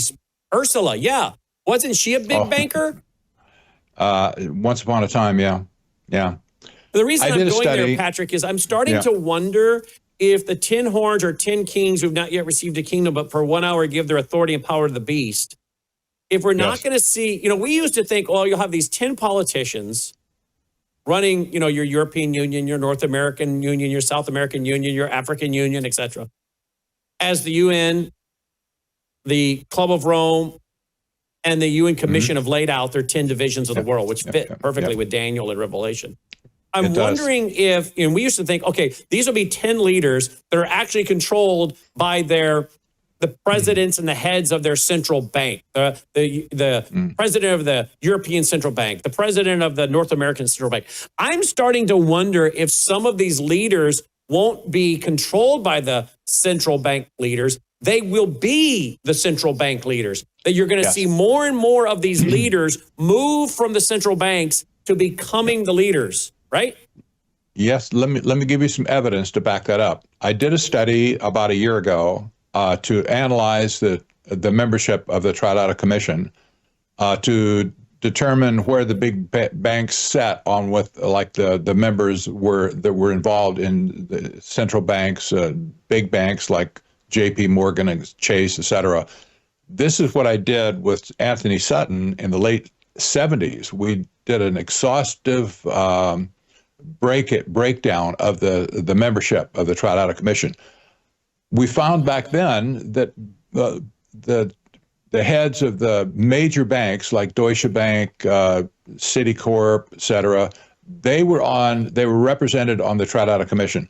I was shocked to find out in my latest study that whole segment has diminished at this point. In other words, the J.P. Morgans of the world. And now we see the ascendancy of the central bankers themselves to membership in the Trilateral Commission. That tells me at this point they were controlling the whole thing in the first place, likely, and now they've taken their seat at the table, and here we are. So you're absolutely right. The central banks in the world, they've quietly come to the table, and they're sinking their teeth into the whole global system at this point. And you and I have not rehearsed this, so I'm just throwing this out to you here live. You don't show my screen, but I just asked ChatGTP about this. I just said central bankers becoming the political leaders. Chat said central bankers are increasingly transitioning into political leadership roles. Yes. This trend reflects a growing recognition of the unique skills and perspectives that central bankers bring to governance, particularly in times of economic uncertainty. Yes. Here are some key points regarding this phenomenon. Experts in economic policy, central bankers possess deep knowledge of monetary policies and economic management, making them well suited for leadership during financial crises. Public trust, their roles often command a level of public trust that can be advantageous in political settings. Globalization. As economies become more interconnected, the need for leaders who understand both finance and politics has increased. Examples of the transition, they mentioned Mark Carney, former governor of the Bank of England, and now, of course, Prime Minister of Canada. Other leaders, several other bankers have made similar transitions, indicating a trend where financial expertise is valued in political arenas. Again, we have not rehearsed this. Okay, we're just freely talking here. And I had been watching this and thinking to myself, this kind of fits in with Bible prophecy. I asked you what you thought. You, of course, said you've done an extensive study on this. I did not know that. We asked AI. Instead of AI saying, oh, that's conspiracy theory, you know, because they'll do that. You know, AI will say that's the stuff of conspiracy theories. There's no proven, you know, data on this topic, but theories. No, it didn't do that. It said, oh yeah, this is a growing trend. Again, this is why what we do here and what you do and our other broadcast partners is so unique, because we're keeping our eye on all of the trends in the area of law and science and economics and history and family and social issues and education and religion and national security in regards through the lens of a Christian, biblical, eschatological, dispensational worldview, if I dare say, because that's the way to look at it. Studying the Bible in context, Scripture to interpret Scripture, Scripture to understand Scripture, and then we take the Scripture, the 10 horns or 10 kings who have not yet received the kingdom, but who for 1 hour will give their authority and power to the beast. We go, all right, you got 10 federations. We see that in Daniel 2, Daniel 7. Revelation describes this, Revelation 13. Okay, now let's look and see what's happening. Wait a minute. Could the bankers transition to becoming the leaders? I mean, this is what we're doing here is what I think we're supposed to do as people who are to understand the times. Jesus chided the religious leaders of his day because they could discern the weather, but not the times. The men of Issachar, that tribe was called wise because they understood the times and knew how God would have them to respond. What we just did is exactly what makes our broadcast platform so unique because of our partnership with guys like you who can just talk about this stuff, not knowing what pitch I was about to throw at you. Yeah, exactly. You might remember during the 2008-10 meltdown, when Europe was in big trouble and when Italy and Greece both bit the dirt economically, and they were at that point of failed companies or countries rather. The EU sent in people to manage their countries as prime ministers for a time, then they left afterwards. But the people that he sent in, one to Italy was Mario Monti. He was formerly a central banker in Europe. Georgios Papadamos in Greece, he came in, and he was a central banker as well. Both of these people were unelected. They were unaccountable to anybody, and they were both members of the Trilateral Commission. Wow. I'm just saying. I'm just saying, yeah. I'm just saying. You just saw them slip in, do their business, get the countries back on their feet again, then they slipped away. Now they're here to stay, I'm afraid. I just searched that online, and look what, I think this is the Finance Herald. The rise of banking elites, how central bankers are reshaping global leadership and governance from last year. So, yeah, our initial gut thought and reaction of how this may transition and who are these 10 horns and 10 kings, they may be a lot more than leaders. They may be big bankers who are now the leaders. Exactly. Because after all, he who has the gold makes the rule. That's the golden rule. Exactly so, and remember, these people are the genesis of technocracy in the 1970s. This is where it all came from. The collectively, what Brzezinski and Rockefeller did when they founded the Trilateral Commission, they declared a new international economic order, and this is it today. This is exactly what it looks like today in real time. Look at this I just found. The banker. As Carney becomes Canadian Prime Minister, here are 5 more bankers who became political leaders. The former bank governor was not the first banker to step into the highest circles of politics. This guy worked as vice chair and managing director of Goldman Sachs. Yeah. Is that who you're talking about? No, that's one for sure. Then he took up the role of governor of the Bank of Italy, holding the position for 5 years. At the time, he was a member of the European Central Bank's governing council, but in 2011, he emerged as the front runner to replace outgoing ECB president Trichet. He served as leader for 8 years before being replaced by Christine Lagarde, or Largday, or how you say her name. Then you got this dude, former banker of Italy, governor to lead his country. He was not the first former Bank of Italy governor to lead his country. Goes on from there. I mean, look at these guys. The guys obviously from India. Yep. Then you, oh, yeah. Oh, Rishi, Sunak. yeah. Sunak, yep. Goldman Sachs in London for 3 years as an analyst, and he returned to the UK. Emmanuel Macron began his career as a finance inspector for the French Ministry of Economy and Finance before moving in 2008 to become investment banker at Rothschild. And then, of course, he went on to become the prime minister in Europe, in France. So, yeah, I think this is a trend we should be watching, don't you? It is. Absolutely. I agree with you. That's why I did this study in the first place. I redid the study recently. Mm-hmm. And a global hyperinflation, global collapse would move more and more of these big bankers into leadership roles, as AI ChatGPT just affirmed that idea. What they're going to be counting on going forward is the tokenization of all assets in the world. This is key to their plan. This was not the purpose initially for central bank digital currencies, but it is now. And going forward, the debt system is going to collapse at some point. They have to be ready to impose an asset-based economic system that will not be based on debt at all, but they have to control all of the assets of the world at that point. So it's going to be a brave new world going forward. And when will they flip the switch? We don't really know at this point, but at some point they will. At some point they will.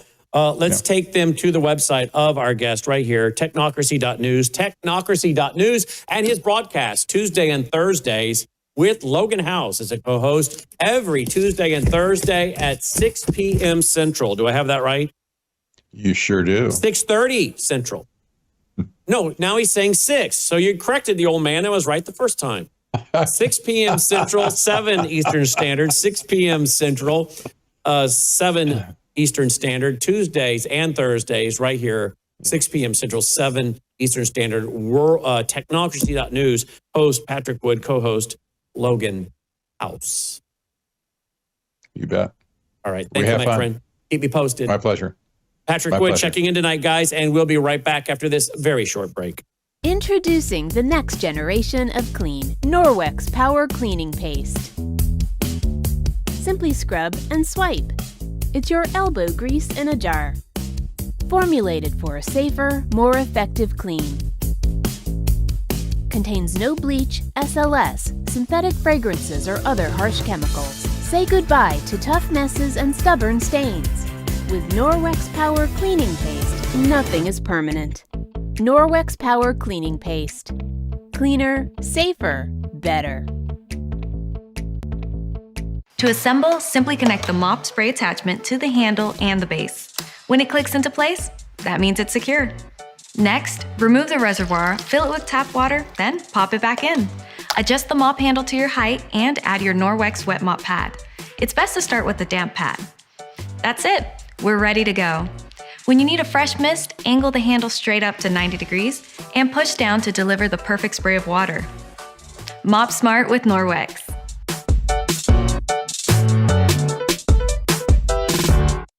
Join me now is Michael Weiner. You know what? U.S. prosecutors are launching a criminal investigation into the Fed chairman, Jerome Powell. Gold and silver hit more historic highs, and the war drums are beating. Is this one reason why so many countries are grabbing up gold, not to mention silver for AI, and the stock market today? They didn't really like the idea of the Fed chairman being investigated, possible prosecution. That got a reaction out of them. And of course, debanking, credit crisis, liquidity crisis, and more. Many experts. I'm watching so many financial shows right now. I mean, I always have, but I watch a lot of financial shows across the board. I watch a lot of financial shows, and many of their experts, they have a common theme: hard assets, debasement of the U.S. currency, the end of the debt-based system that we have today. It's a chorus of the same message. The dollar is dying. Joining me now is Michael Weiner. Michael, welcome back to the broadcast. Thank you for being with us. Look at that. You look like a Midwestern farmer with your flannel plaid shirt on. Let me go get my pick and shovel, and I'll be ready to roll. There you go. Wow. But, It's cold out here today, so. Oh I need yeah, to be- whopping what 50 degrees, 60 degrees in Arizona. It's 50. I'm shivering here. That's It's very rough. 50 and you're shivering. All right. It's rough. It's rough. Well, I understand. I understand. Well, we had a pretty cold day in Carville. We hit 51 today. I think that was about our high, 51. All right, let's get to it. What do you make of the record high in gold and silver today before we get to the Fed chairman having a potential criminal investigation going on him? Gold and silver hits what? $85 on silver. Gold went to 4,600 an ounce. Correct. Gold is over 4,600 an ounce. I told you about a month and a half ago, gold would be 4,800 by March. I still stand by that. What the biggest problem is that, first of all, Trump is fueling the fire with this ridiculousness with Powell. He's going to be gone in 4 months. And the world looks at the Federal Reserve as a stabilizing branch of our financial system. Now, we all know Jerome Powell is a blithering idiot, but at the end of the day, what's the advantage of doing something like this? It does nothing but destabilize the markets. Now, that doesn't take away from the fact that gold is money. We said last year that we're stepping into a new monetary system this year, and it's going to be tied into digital currencies, and gold is no longer a commodity. It's a financial instrument being embraced all around the world, and especially by our enemies, the Chinese and the Russians. So at the present time, people are sitting back and they're trying to say to themselves, what do I do? You go to your financial planner, and what do? Their whole life is all about making you money. So don't expect them to tell you to do the right thing, because they don't. I'm sitting here with people multiple times telling me they don't own stock, gold, they own ETFs. Well, congratulations. What are you accomplished? You're betting on the market and you're paying that guy commissions on an ongoing basis. If you're going to own gold, own the real thing and not a piece of paper. You're gaining nothing. Countries do not buy ETFs. Central banks buy physical gold. That's what they're doing. So if you're going to be in the real market, be in the real market and protect yourself, because things are going to be very rough this year, and we're getting a little taste of it right now. The Federal Reserve is, I believe right now, what Trump has done today is going to make the Senate turn around and not want to confirm whoever he chooses. Wow. Watch and see when that comes up, how hard it's going to be to get a confirmation on a new Federal Reserve Board chairman. Now, it's going to be a pain in the neck. Why? Really. Why do you think they'll do that? Because because they think what he's doing right now is wrong, and they think that it's a credibility crisis, and they don't. It's almost like slapping him back and almost not trusting him. I don't really see the value of what he did today. And as far as it is with them saying the White House says we had nothing to do with it, it's Pam Bondi. Well, congratulations, Pam. Another loss coming up, huh? You took care of Letitia James, you took care of James Comey, and you lost both of them. I'm tired of taking these people to task and losing. Okay? If you can't win, don't start it off. Period. It gets me upset because I wanted Comey to lose. I wanted Letitia James to go in jail. But what happened? They put him they knew it was a bad place to go in the first place. But to do this today just adds fuel to the gold market. And I think it's going to push it to new levels that might even bring it to 4,800 by February. It's just a very, very foolish move in a very tenuous marketplace. And I agree with what people said today, and some smart financial people, that in any well-rounded portfolio, you need tangible assets. Tangible assets, ladies and gentlemen, is not paper. It's physical.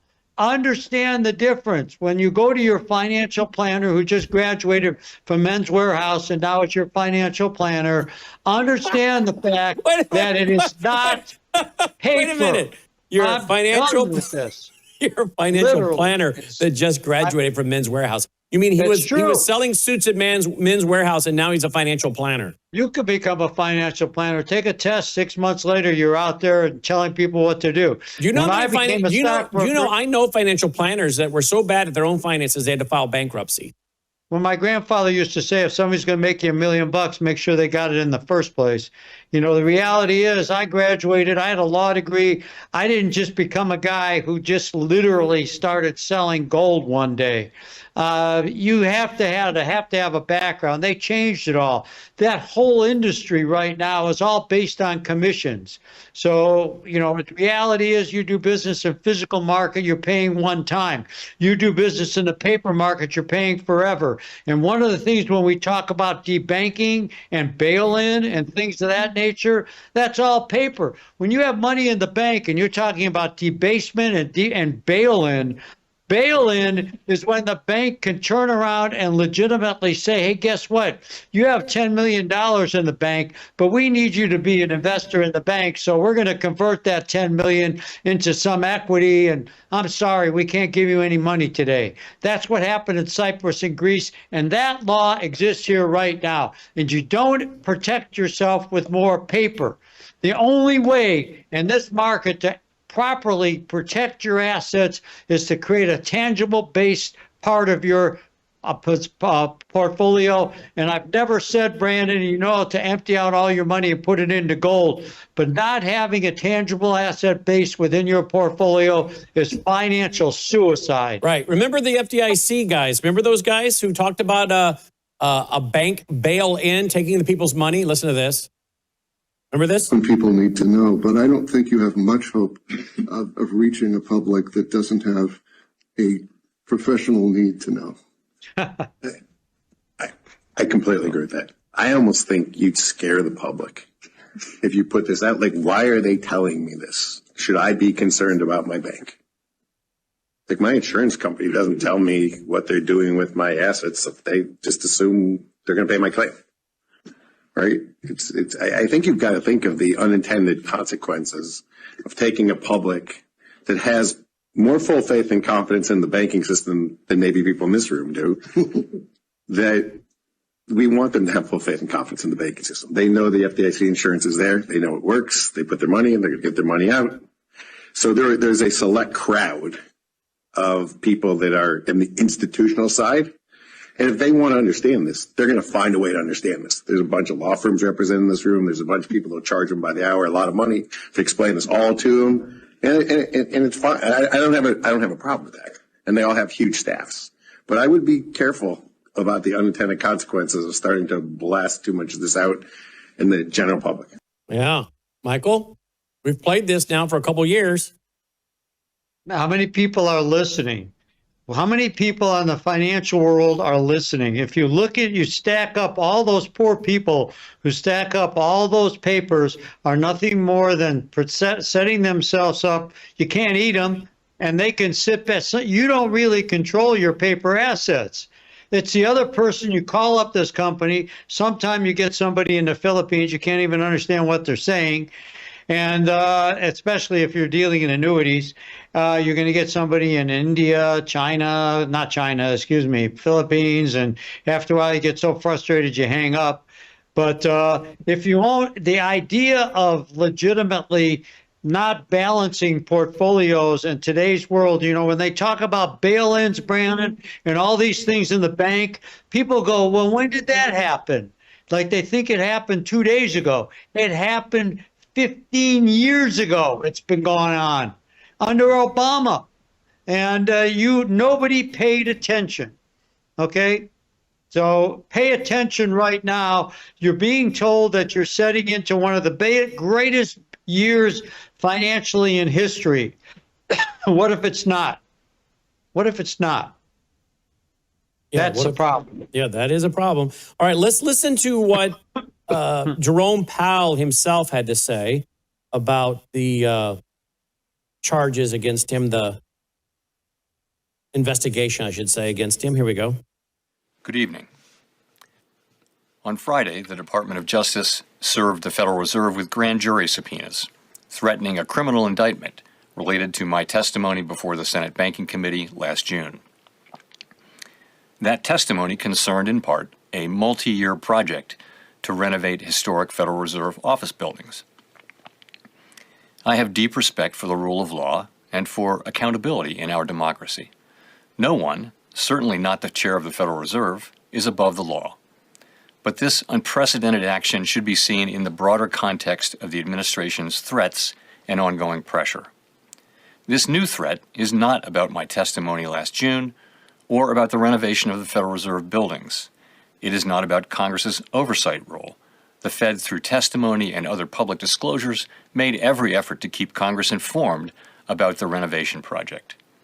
Those are pretexts. The threat of criminal charges is a consequence of the Federal Reserve setting interest rates based on our best assessment of what will serve the public, rather than following the preferences of the president. This is about whether the Fed will be able to continue to set interest rates based on evidence and economic conditions, or whether instead monetary policy will be directed by political pressure or intimidation. I have served at the Federal Reserve under 4 administrations, Republicans and Democrats alike. In every case, I have carried out my duties without political fear or favor, focused solely on our mandate of price stability and maximum employment. Public service sometimes requires standing firm in the face of threats. I will continue to do the job the Senate confirmed me to do, with integrity and a commitment to serving the American people. All right, what do you make of this? I mean, you pretty much have already told us.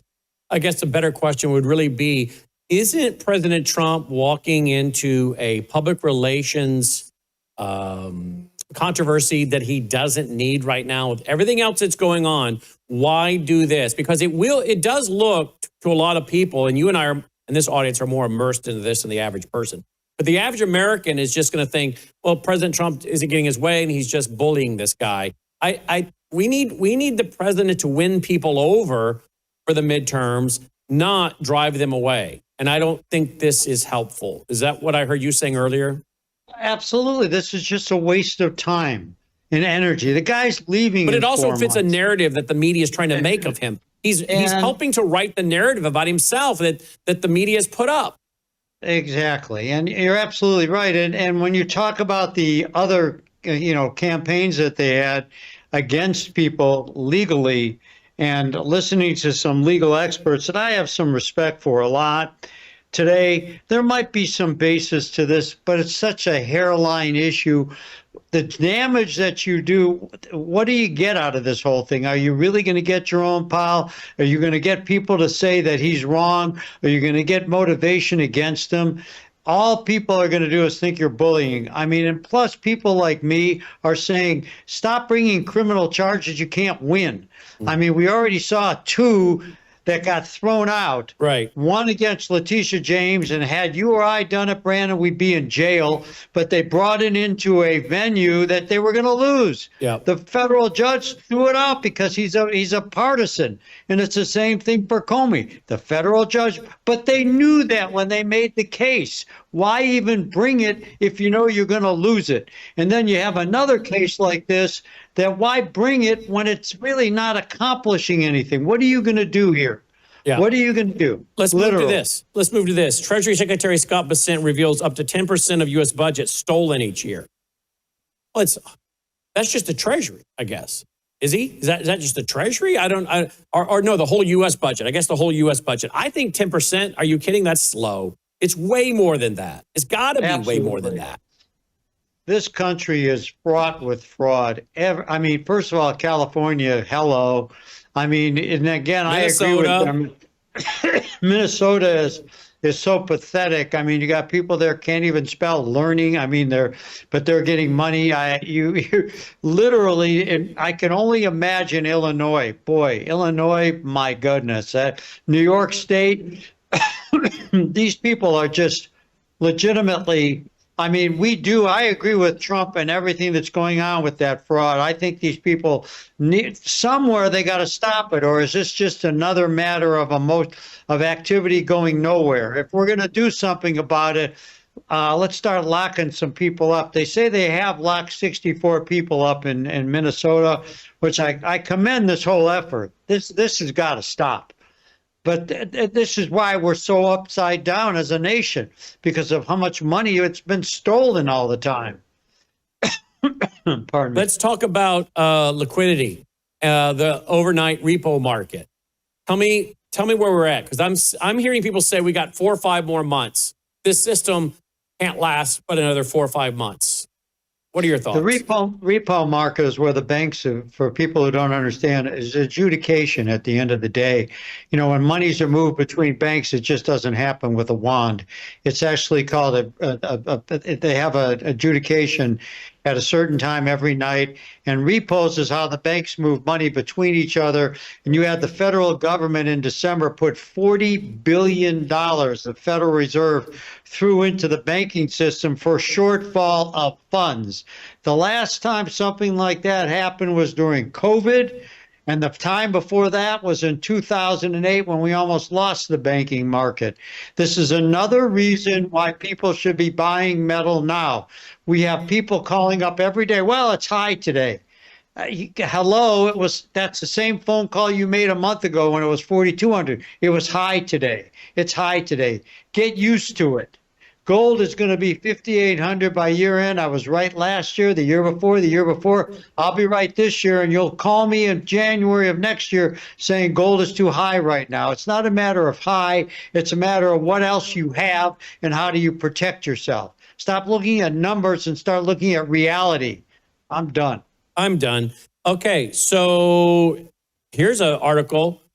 Bessent told Trump that investigation of Fed chair creates a mess. Axios is reporting that tonight, so that's interesting in of itself. All right, we'll keep tracking all of this inflation and the decline of the dollar, liquidity crisis, bail-ins, and more with our buddy Michael Weiner. You can get a free, no-obligation packet of information.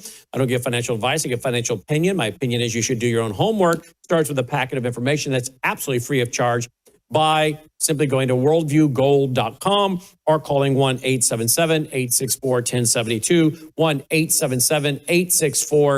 1-877-864-1072. Michael, hope you have a great week. We're working right now with Logan on a crypto coin with Dolly on it. So it'll be a Dolly coin. Coin. She's pretty excited about that. Is the Dolly cam working tonight, boys? Yeah. She's pretty excited to hear about that. Let me if we can show a picture of her, how excited she is. We're actually going to make some like dog cookies too. Dolly coins as dog cookies. So we need to raise some money to replace the Dolly cam because it's not working. Well, I'll just tell you, she's out. She's asleep. Her head is hanging off the bed, but she does have one of her toys near her. So she's in deep sleep right now. Ready for when she wakes up. All righty. Have a great night. Michael Weiner checking in, worldviewgold.com, worldviewgold.com. All right, guys, that's our broadcast for tonight. Great program, right? It started out pretty good, that's for sure. We came in the studio. Hey, if you appreciate what we're doing, worldviewfoundation.com. Roll the music. Let's call it a night. Worldviewfoundation.com, worldviewfoundation.com. Thank you to all of you that's faithfully, consistently support us through our foundation. And if you're not, would you please consider doing so? Worldviewfoundation.com. And you'll find our mailing address there if you prefer to support us through the mail or use the phone number to make a contribution over the phone. Just leave a text or voicemail for Melissa. She'll get back to you. Worldviewfoundation.com. Thank you for that. All right, guys, we're ready to break in and go with whatever's going on in Israel and Iran. If we have to, we'll break in. So we'll continue monitoring that story through the night. And again, we're here for you when you need us 24/7. Thanks to you, worldviewfoundation.com. May God save America and Israel and those poor freedom fighters in Iran. Take care. Life is too short to spend a single moment spinning in laundry worries. Take a load off your mind with the all-new Norwex Powerzyme laundry detergent. This natural detergent harnesses the power of enzymes and plant-based surfactants to leave fabrics fresh and clean without fillers, brighteners, synthetic fragrances, bleach, or harsh chemicals. So go ahead, have your cake and eat it too. More than ever, stressful stains have met their match. Powerzyme's fast-acting enzymes break down organic substances while natural surfactants loosen locked-in dirt and oil, removing residue, stains, and odors with ease. With 91% bio-based ingredients, this dermatologist-tested hypoallergenic formula is suitable for sensitive skin types and delivers a safe and effective clean that won't harm you or the planet's waterways. Less time spent worrying about laundry means you can focus on what truly matters. Norwex Powerzyme Laundry Detergent. Discover the power of nature and load up on confidence. Do you know about glutathione? You can't live without it. It's a naturally occurring ingredient in your body. But guess what? It starts to decrease around the age of 20. You need glutathione. There are over 165,000 studies on glutathione at PubMed. It detoxes your cells. And we know there are toxins everywhere. In fact, studies have shown glutathione may remove mercury from your brain, helping prevent Alzheimer's, dementia, and Parkinson's. Check it out at swishforlife.com. You just put a small 2 caps in your mouth, swish it for about 3 minutes. Then you can swallow it or spit it out. Studies show that this is in your bloodstream within 90 seconds. It's better than an IV. That'll cost you about $250, and it's broken down. But when you swish with it, it is in your body in 90 seconds in its totality. Glutathione, you need it to live. Swishforlife.com. Swishforlife.com. Faith, spiritual values, moral issues, government, economy, education, work, responsibility. What we think about these depends on our worldview. Now, VCY America presents Worldview Radio with Brannon Howse. Welcome. Glad you guys are with us. We're going to be joined by our reporter on the ground in Israel, Aaron Lavarco from LightToTheNationsMinistry.com right now. We're going to talk about many things, of course. Israel is preparing for a potential attack from Iran. President Trump is weighing his action against Iran. In one sense, it looks like he could go after them. Another sense, it looks like they could want to negotiate. I don't know about you, but why would we negotiate with mass murderers? Why would we negotiate with terrorists? I thought America had a policy going back at least to the Reagan administration. We do not negotiate with terrorists. Why would we betray the Iranian people? There are reports that we could have several thousand dead in Iran. Brave young people. Remember, Iran was another nation. Islamists took over. It is not an Islamic country historically. They took it over. Like they did Egypt. Like they're doing America. The body bags, literally, we have video footage of body bags piling up. Family members going through a large room with black body bags, unzipping them and identifying the human remains of their family member, loved ones in those bags. Protesters being shot in the face and literally, and we played the video the other night because it's so important for the world to see the brutality of the regime, shooting people in the face. And then they lie on the street, drowning in their own blood. Why would we negotiate with these people? I want to get to that. And then I also want to talk about the book of Daniel. Started on the book of Daniel last night, teaching through that book verse by verse. Last night was our introduction to the book of Daniel. I talked about why the book of Daniel matters. Daniel is one of the most attacked books in the scriptures. Did you know that? And one reason why is because it contains detailed predictive prophecy that the skeptic and the critic hate. They want to bring forward the book of Daniel about 400 years into the future so they can say this is descriptive history, not predictive prophecy, because the predictive prophecy reveals the supernatural nature of God's word, the authority of God's word, the sovereignty of God, his all-powerful nature. And of course, the book of Daniel is so appropriate for us right now because it addresses how to live in a hostile, godless culture. In a hostile, godless culture. And last night we looked, and it's now at worldviewtube.com, how many of these young Hebrews that were taken captive from Judea into Babylon were likely around the age of 15 to 18 years of age. In fact, the word in the scripture that is used is one that denotes youth, child, children. They were children. They were likely under 18 years of age. Wow, what does that say about the worldview training, the theological training they had to be able to go into captivity in Babylon and to survive, but not just survive, to thrive? Last night I discussed the fact that Daniel was forcibly carried away into a pagan culture. And today, many are eagerly carried away with a pagan culture. He was not carried away with it. He stood up and he stood against it. We read right in the very beginning of the scripture of Daniel chapter 1 that he committed in his heart to not compromise, to not defile himself.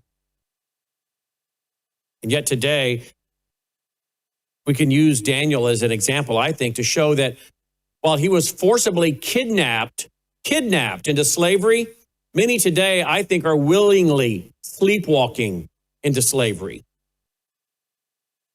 The apathy, the passivity. Daniel, of course, predicted Babylon's military demise. John, the Revelator, remember we just finished a year and a half in the book of Revelation, and Daniel is the foundation for the book of Revelation. But Daniel in this book predicts Babylon's military demise. John predicted Babylon's military rise. And you know what's going on right now? We're watching Babylon be revitalized. Isn't that interesting? The Fall Port, what is said to be one of the largest commercial ports in the world being constructed. It's almost done. They just announced last week the finishing of a tunnel, an underwater tunnel. So it's a prophetic book. It's a book that's so aggressively attacked by the skeptics, the critics. But it's also a very timely book for us and for folks around the world listening and watching our broadcast, because persecution of believers in the Lord God is rising. Daniel had the courage to stand for his convictions, but yet today many believe they're being courageous for having no convictions. Can I say that again? Daniel had the courage to stand for his convictions, but yet today many believe that they're being courageous for having no convictions. Moral relativism, pragmatism, situational ethics, postmodernism, truth and reality are created by man, not by God. They think that they are being virtuous by having no virtue. What a appropriate time to study the book of Daniel. I hope you'll join me on Sunday nights, 8 p.m. Central, 9 Eastern Standard at worldviewtube.com. And if you missed, or you do miss any of them, we'll be sure to put them back up for you to watch on demand or share with a friend or watch for the second time or the initial time. Each and every Monday morning, we'll get them back up for you at worldviewtube.com. One of the things we studied when it came to the book of Daniel, we looked at its dating. As I said, the skeptic and the critic wanted to pull it about 400 years into the future so that it is a history book, not a prophecy book. Because it is a book that is filled with predictive prophecy. And as I said, predictive prophecy reveals the supernatural nature of God's word. One of the things we looked at last night was the Dead Sea Scrolls. The Dead Sea Scrolls found in around 1946 to 1947 was the first Dead Sea Scrolls that were found in a cave there in Qumran by a Bedouin shepherd young man. Then we saw that there were more of the Dead Sea Scrolls that were found in 1952. Now, those contain large portions of the book of Daniel, chapters 1 through 11. There are 12 chapters in the book of Daniel, but the Dead Sea Scrolls contained a large portion of chapters 1 through 11. And in fact, I even shared with you last night an article from last year in The Guardian that says that the experts are now believing that, well, the Dead Sea Scrolls may be older than they thought previously. They may even be older. You see, the Dead Sea Scrolls are manuscripts. They're not originals. An original is called an autograph. These are manuscripts. They are copies of the original. And what's so fascinating is that these, of course, we know are older than the Dead Sea Scrolls because you had to have time for the autographs to be copied to become the manuscripts that were then distributed. And now through some of the study and the languages that they're finding within those texts, they're saying, hey, wait a minute. These may actually be older than we thought. There's a museum, I think it's there in Israel. We're asking Aaron to go there, our reporter on the ground in Israel, our tour guide. The Leon Levy Dead Sea Scrolls. And there's a digital library. The Leon